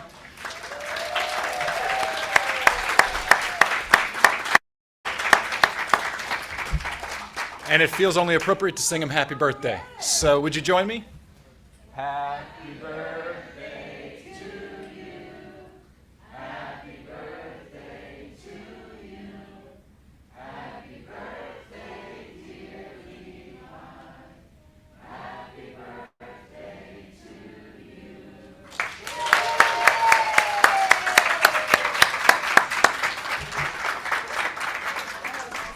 That was great. Thanks. Okay, well, we'll split for the breakout sessions. Emily and I are around if you have any questions. Thanks.